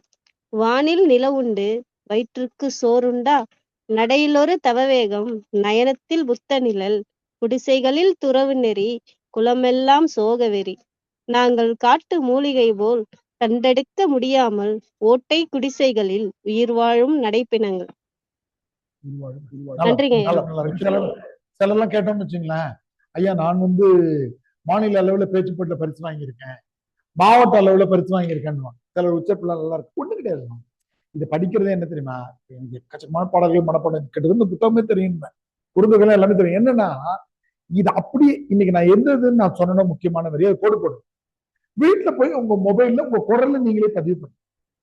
காகித பூக்கள்ல மும்பை ஒரு பாட்டு அந்த வரியை 2 தடவை 3 தடவை கூட திரும்ப திரும்ப அடுத்ததுல இந்த வரி நடைபெறும் இதை பதிவு பண்ணி ஒரு ஃபோல்டர் மாதிரி வச்சு அது திரும்ப திரும்ப சினிமா பாட்டு கேட்க சொல்லி கேட்டுட்டு இருங்க. எல்லாம் அதான் வேடிக்கையா சொல்லுவேன், அந்த ஃபிங்கர் டிப்ல வச்சிருக்காங்கன்னு நான் வந்து காது முனையில வச்சிருக்கேன். எனக்கு விட இல்ல அதான் அவ்வளோ ஆடியோ நான் கேட்டேன். 30 வருஷங்களா ஆடியோ கேட்கறதா எனக்கு பொழுதுபோக்கு. சும்மா தோணுனா கூட ஒரு ஆடியோ நைட் ஃபுல்லா ஓடிட்டு கிடங்க. திருக்குறள் ஏதோ ஒன்று ஓடும், அவ்வளவு. சொல்லுங்கம்மா, ஆஃப்லைன்ல ஒருத்தவங்க வாய்ப்பு தருவோம். பாலில் தயிர் பிறக்கும், பருவம் ஒரு பூ பிறக்கும், தேனில் சுவை பிறக்கும், தேனெடுக்கும் குலம் நாங்கள். Very good. அடுத்த 2 கவிதைகள் நம்ம போகலாம். அடுத்த 2 கவிதைகள் வந்து யூபிஎஸ்சி அடிக்கடி கேள்வி கேட்கறது. ஏன் இந்த கவிதை முக்கியமான கவிதைனா, சுயபுராணம் எழுதினா காமராசர் மறுபடியும் இந்த 2 கவிதைகளுக்கு ஒரு குட்டி முன்னுரை எழுது. யார் அவங்க 2 பேர்னா, ஒருத்தவங்க பிச்சைக்காரி, இன்னொருத்தவங்க குடிகாரன். பிச்சைக்காருக்கும் குடிகாரனுக்கும் தனியா ஏன் ஒரு முன்னுரை எழுதுறாருன்னா, 1960-70கள்ல இவங்களை கைது பண்ணிட்டு இருந்தாங்க அரசாங்கம். ரோட்ல யாராவது பிச்சைக்காரர்ல பாத்துட்டா அவங்களை கைது கொண்டு போய் ஜெயில போட்டுருவாங்க. ஒரு வாரம் கழிச்சு மறுபடியும் ரிலீஸ், மறுபடியும் வந்து பிச்சை எடுப்பாங்க. குடிகாரர்களை கைது பண்ணிடுவாங்க. இன்னைக்கு அரசாங்கமே விக்குது, அதுக்குள்ள நம்ம போக முடியாது. ஏன்னா தலைவர் வேற வந்திருக்கிறாரு, அத்தனை கதையை முறை, இத்தனை கதையை தர அரசாங்கமே மது விற்க ஆரம்பிச்சு. இது 2த்தையும் காமராஜர் ஒரு சின்ன தலைப்புக்குள்ள எடுத்துட்டு வர்றாரு. அவர்கள் நீதிமன்றத்தை விசாரணை செய்கிறார். ஒரு அழகான முரண் தொடைப்பார். நீதிமன்றத்தில் தான் விசாரணை நடக்கணும், இவங்க 2 பேரும் நீதிமன்றத்தையே விசாரணைக்கு உட்படுத்துறாங்க. ஏன்றதுக்கு ஒரு வார்த்தை இருக்கு ஆங்கிலத்துல, அதுக்கு பேரு ரீஹாபிலிட்டேஷன்.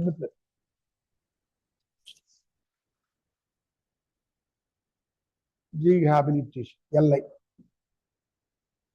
அப்படின்னா என்ன, மறுவாழ்வு.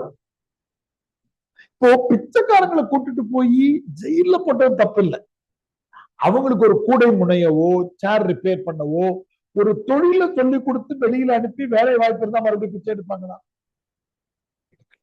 அப்படி சென்ட்ரல் கவர்மெண்ட்டும் ஸ்டேட் கவர்மெண்ட்டும் இவங்களுக்கான வெல்ஃபேர் ஸ்கீம்ஸ் எக்கச்சக்கமா உருவாக்கினாங்க. காசை இழந்தாலும் பரவாயில்ல. இப்ப நலத்திட்டங்கள் அப்படிதான்.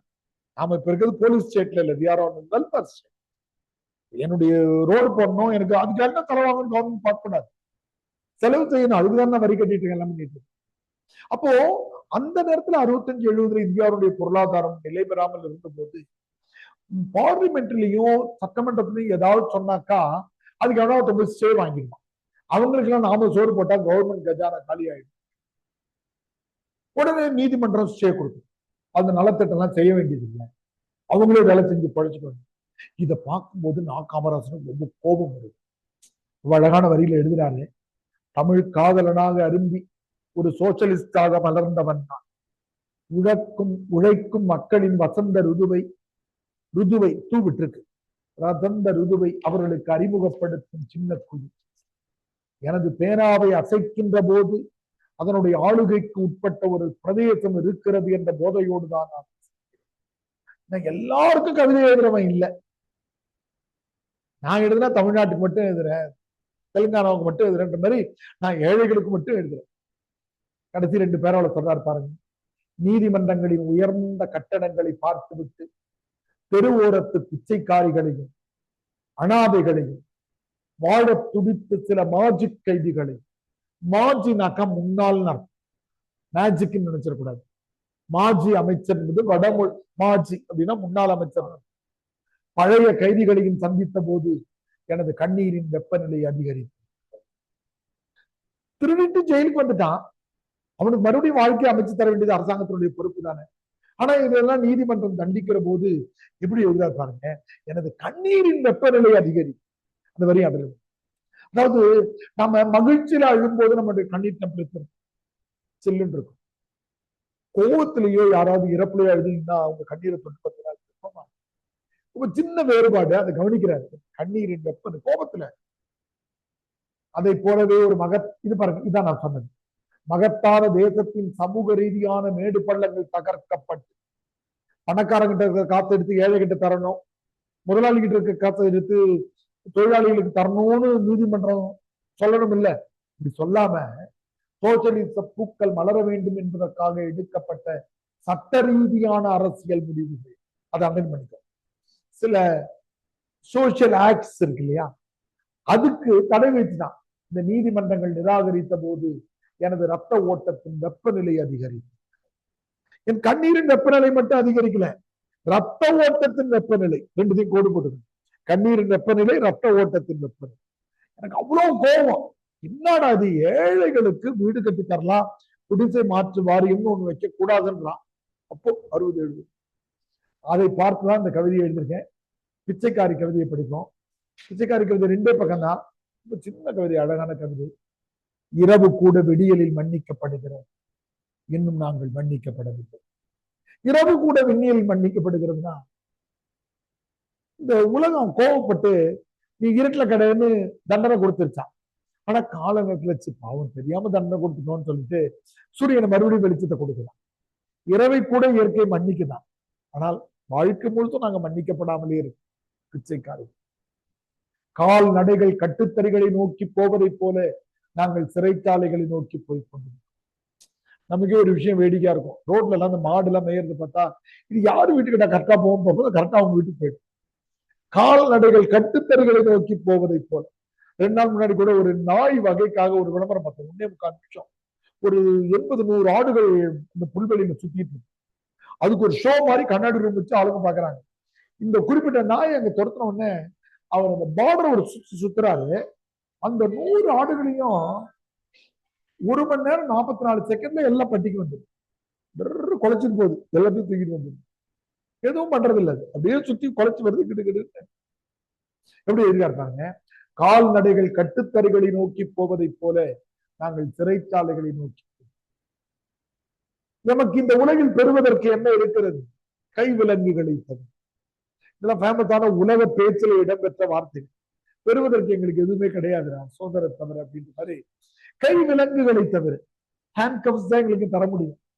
உனது விசாரணையே கூண்டுகளில் தொடங்குகிற போது தீர்ப்பு சிறைச்சாலைகளில் முடிவதில் வியப்பு. நீ தொடங்குறதே பாதி ஜெயில் மாதிரி இருக்கு. என்ன பண்ணுது, இடுப்பு வரைக்கும் கைது பண்ணிடுற. அந்த கூண்டு எப்படி இருக்கு பாத்துருக்கீங்களா, சாட்சி சொல்ற கூண்டு, அது என்ன பண்ணிடுற, இடுப்பு வரைக்கும் கைது பண்ண மாதிரி இருக்குது. அது எதனுடைய சிம்பலா இருக்குது? நீ ஜெயிலுக்கு போக போறன்ற சிம்பலா இருக்கு. உனது விசாரணையே கூண்டுகளில், அது புரிஞ்சுக்கிறது ஆஃப் ஜெயில்னு குறிச்சுக்கும். அது அரை ஜெயில்னு சொல்றாரு. அரை சிறைச்சாலை. கூண்டு என்பது அரை சிறைச்சாலை, ஆஃப் ஜெயில். உனது விசாரணையே கூண்டுகளில் தொடங்கும் போது தீர்ப்பு சிறைச்சாலைகளில் முடிவதில் வியப்பு.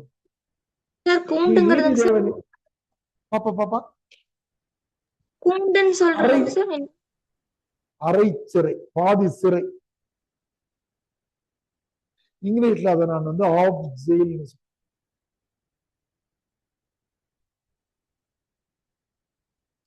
ஓகே வேடா, யாரும் கேட்டீங்களா? நீதி தேவனின் ஆலயம் என்று நம்பினேன், ஆனால் நீதி தேவனுக்கு வெறும் தபால் நிலையம். ஏன் அப்படி சொல்றாருன்னா, டிஸ்ட்ரிக்ட் கோர்ட்ல ஜெயிச்சா போதும்னு நம்ம நினைப்போம். உடனே அவன் என்ன பண்ணுவான், ஹைகோர்ட்டுக்கு போடுவான். ஹைகோர்ட்ல இருந்து சுப்ரீம் கோர்ட்டுக்கு போகும். இங்க இருந்து தபால் வாங்கிட்டு தான் போகும். பாருங்க, இன்னைக்கு பாத்தீங்கன்னா ஒரு கூத்து நடந்திருக்கு. பாத்தீங்கன்னா அப்பா 2014 ஜெயிச்சது ரைட்டு தானே இன்னைக்கு பேருக்கு தந்திருக்கான். 104 ஓட்டுல ஜெயிச்சது 80 எப்ப 2014 12 வருஷம் கழிச்சு தந்திருக்கான். இப்ப ஒரு சட்டமன்றத்தில் உட்காந்து டைம் மிஷின்ல அவர் பேச முடியும். ஒரு காசு கிடைக்கும், பென்ஷன் எல்லாம் கிடைக்கும்னு வச்சுக்கோங்க, அது ரைட்டு. அந்த ஆளுக்கு பென்ஷன் கிடைக்காது. அந்த 5-6 வருஷம் கொடுத்தா பிடிப்பான். 10 நாள்ல தந்திருக்க வேண்டிய தீர்ப்பு போய் என்ன பண்ணி, முகவரியை மட்டும் பெற்றுவிட்டால் வெற்று தாள்கள் கூட உனது அனுமதியோடு நீதி தேவனை சந்தித்து விட முடிகிறது. இதோ நான் ஒரு பிச்சைக்காரி. அடுத்த வரி அருமையான வரி. தர்மத்தால் எனது பிச்சை பாத்திரம் நிறையும் முன்னால் கைதிகளால் உனது சிறைச்சாலை நிரம்பி விடுகிறது. பிச்சை எடுக்கிறதுக்கு அந்த காலத்துல அலுமினிய பாத்திரம் ஒன்று வச்சிருப்பாங்க. ஒரு 5 பைசா 10 பைசா நாணயம் போட்டீங்கன்னா தட்டிக்கிட்டே இருப்பாங்க. ரீல்ஸ் எடுக்கிறவங்க அமெரிக்க இது பண்ணுவாங்க. தொப்பியை காட்டி யார்ட்டையா கொடுப்பாங்க, அவங்க குடிச்சிட்டே இருக்கும்போது 5 ரூபா 10 ரூபாய் போட்டு போறாங்கல்ல. அது மாதிரி பாத்திரங்கள்ல இந்த அலுமினிய பாத்திரத்துல காசு நிரம்புறதுக்கு முன்னாடி ஜெயில்ல பிச்சைக்காரர்கள் நாங்க நிரம்பிருக்கோம். தர்மத்தால் எனது பிச்சை பாத்திரம் நிறையும் முன்னால் கைதிகளால் உனது சிறைச்சாலை நிரம்பி விடுங்க. உனது யாரை பார்த்து பேசிட்டு இருக்காரு? நீதிமன்றத்தை பார்த்து பேசுறார், பிச்சைக்காரி பேசுறான். எனது தொட்டில் பருவத்திலேயே நீ என் கைவிலங்கினை செய்து. சிலருக்கு பிறக்கும் போதே செஞ்சுட்டாங்கன்ற மாதிரி பிச்சைக்காரனுடைய குழந்தை பிச்சைக்காரையா இருக்கும் அப்படின்னு சொல்லிட்டு அப்பவே ஒரு ஹேண்ட் கப் ஒன்று ரெடி பண்ணிடுறோம். பிச்சைக்காரங்களுக்கு ஒரு 50 குழந்தை பிறந்திருக்கு, இன்னும் 10 வருஷம் கழிச்சு அவன் பிச்சை எடுப்பான், முன்னாடியே ரெடி பண்ணி வச்சிடறான்ற மாதிரி பண்ணிட்டீங்களாடா கேட்கிறேன். எனது தொட்டில் பருவத்திலேயே என் கைவிலங்கினை செய்தனையோ நான் அணியும் ஒரே நகை ஒற்றை வளையல் அது. நாமெல்லாம் செயின் டாலர் எல்லாம் போட்டுக்கிறோம்ல, பிச்சைக்காரர்களுக்கு என்னதான் அணிகலன்? வளையல், ஹேண்ட் கப் தான், கைவிலங்கு. அதுல அது வரைக்கும் எழுதுனா சாதாரண கவிஞர். அதுக்கப்புறம் ஒரு வரி எழுதுறாரு பாருங்க, அதான் நான் காமராஜ் எழுதுறாரு. அந்த வளையல் கூட சங்கிலி போட்டு இருக்கிறது. புரியுதுங்களா? இந்த ஹேண்ட் கப்பு இப்படி இப்படி இருக்குல்ல போடுற மாதிரி இதுல தனிச்சிருக்குல்ல. நான் கருத்துல சங்கிலி போட முடியல, ஆனா வளையல் சங்கிலி போட்டு, இந்த வளையல் கூட சங்கிலி போட்டு இரவு கூட விடியல். அதே வரையை ரிப்பீட் பண்ணிருக்கேன். வைரமுத்துடைய ரொம்ப ஃபேமஸான ஒரு கவிதை வந்து, மாடி வீட்டு ஜன்னல் கூட சட்டை போட்டு இருக்கு, சேரிக்குள்ள சின்ன புள்ள அம்மனமாய் இருக்குன்னு. இப்ப நம்ம அகாடமிக்கு ஜன்னலுக்கு கூட ஸ்கிரீன் போட்டோம். ஆனா அது அந்த மாதிரி ரொம்ப அருமையான கவிதை இது. இதுல உங்களுக்கு பிடிச்ச வரிகளை சொல்லுங்கம்மா. கரெக்ட் டைம் என்னம்மா? கரெக்ட் டைம் என்ன தம்பி? Correct time 57. சொல்லுங்கம்மா, உங்களுக்கு பிடிச்ச வரி சொல்லுங்க. பிச்சைக்காரி ரொம்ப முக்கியமான கவிதை. 2 கவிதையுமே நீங்க வந்து பண்ணோம். நாளைக்கு நான் முடிச்ச பிறகு உனது விசாரணையை கூண்டுகளில் தொடங்கும் போது தீர்ப்பு சிறைச்சாலையில் முடிவதில் வியப்பொன்றும் இல்லை. வியப்பு ஆன்லைன்லமா? என் தொட்டில் பருவத்திலேயே நீ என் கைவிலங்கினை செய்தனையோ நான் அணியும் ஒரே நகை ஒற்றை வளையல். அதுதான் அந்த வளையல் கூட சங்கிலி போட்டிருக்கிறது. ஆனால் நான் வெரி குட். கல்பனா பாருங்க, வகுப்பினுடைய நிறைவுக்கு நம்ம வந்திருக்கோம். அடுத்த கவிதை வந்து குடிகாரன் கவிதை, கொஞ்சம் பெருசு. அந்த குடிகாரன் கவிதையில அவருக்கு இருக்கிற மையமான வருத்தம் என்ன, அந்த ஒரு செய்தியை மட்டும் நான் சொல்லி வகுப்பை முடிச்சுக்கிறேன். குடிகாரன் கவிதை நாளைக்கு நம்ம படிப்போம். இன்னைக்கு ஒரு அறிவு அவருக்கு என்னன்னா, அந்த காலகட்டத்துல பணக்காரங்க தண்ணி அடிக்கிறதுக்கு லைசன்ஸ் கொடுத்தாங்க.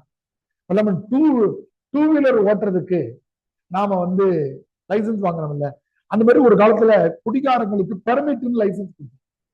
ஏழைகள் மட்டும்தான் ஜெயில பிடிச்சு போட்டாங்க. அதான் அவருக்கு ரொம்ப கோபம். மாளிகைக்கு பெர்மிட்டு, சேரிக்கு மட்டும் கைவில. இந்த கவிதையினுடைய முக்கியமான வரியாது. நடுவில் வரும், 2-3 பக்கம் தள்ளி வாங்க. மாளிகைக்கு பெர்மிட்டு, சேரிக்கு மட்டும் கைவில. அந்த டிஸ்பாரிட்டி தான் அவருக்கு அந்த கோபம். இல்ல எக்கச்சக்கமான நகைச்சுவை இதெல்லாம் எழுதியிருப்பாரு. அது ரொம்ப அழகான ஒண்ணு எழுதுவாரு. என்ன எழுதுவாரு?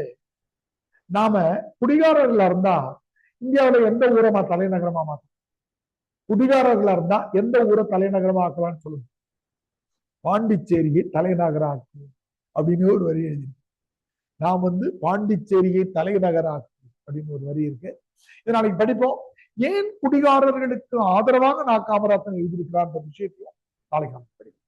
குடிகாரர்கள்லாம் பொதுவாக நம்ம வெறுத்து ஒதுக்க வேண்டியவங்க தானேயா. குடிகாரனை ஏன் அடித்தட்டு மக்களாக நான் காமராசன் கருதுகிறார் என்று பாருங்க. நம்ம எப்பவுமே லேட்டரல் திங்கிங் யூபிஎஸ்சி ரொம்ப முக்கியம். நம்ம நினைக்காத ஒரு புதிய கோணத்துல செய்திகளை சிந்திக்கணும். அப்படி நம்ம சிந்திக்கிறதுக்கான ஒரு வாய்ப்பை நாளைய வகுப்புல தொடங்குவோம். இதுல நீங்க மனப்பாடம் பண்ணியிருக்கிற வரிகள் எடுத்துக்கோங்க. புதிய பிள்ளைகள் நீங்க வந்திருக்கவங்க, நீங்க விரைவா பணம் கட்டினீங்கன்னா உங்களுக்கு சலுகை இருக்கு, அதை பயன்படுத்திக்கோங்க. சலுகையை விட்டுட்டு பின்னாடி வருத்தப்படுங்க. ஆமா, இப்போவே நம்ம தம்பி வந்திருக்காரு பாருங்க, ஸ்டீஃபன்லாம் ஒரு வருஷம் முன்னாடி வந்தீங்களாமா? நிறுத்தி எப்போ ஒரு வருஷம் முன்னாடி வந்தீங்களா? 2024 ஜாயின் பண்ணிருந்தீங்கன்னா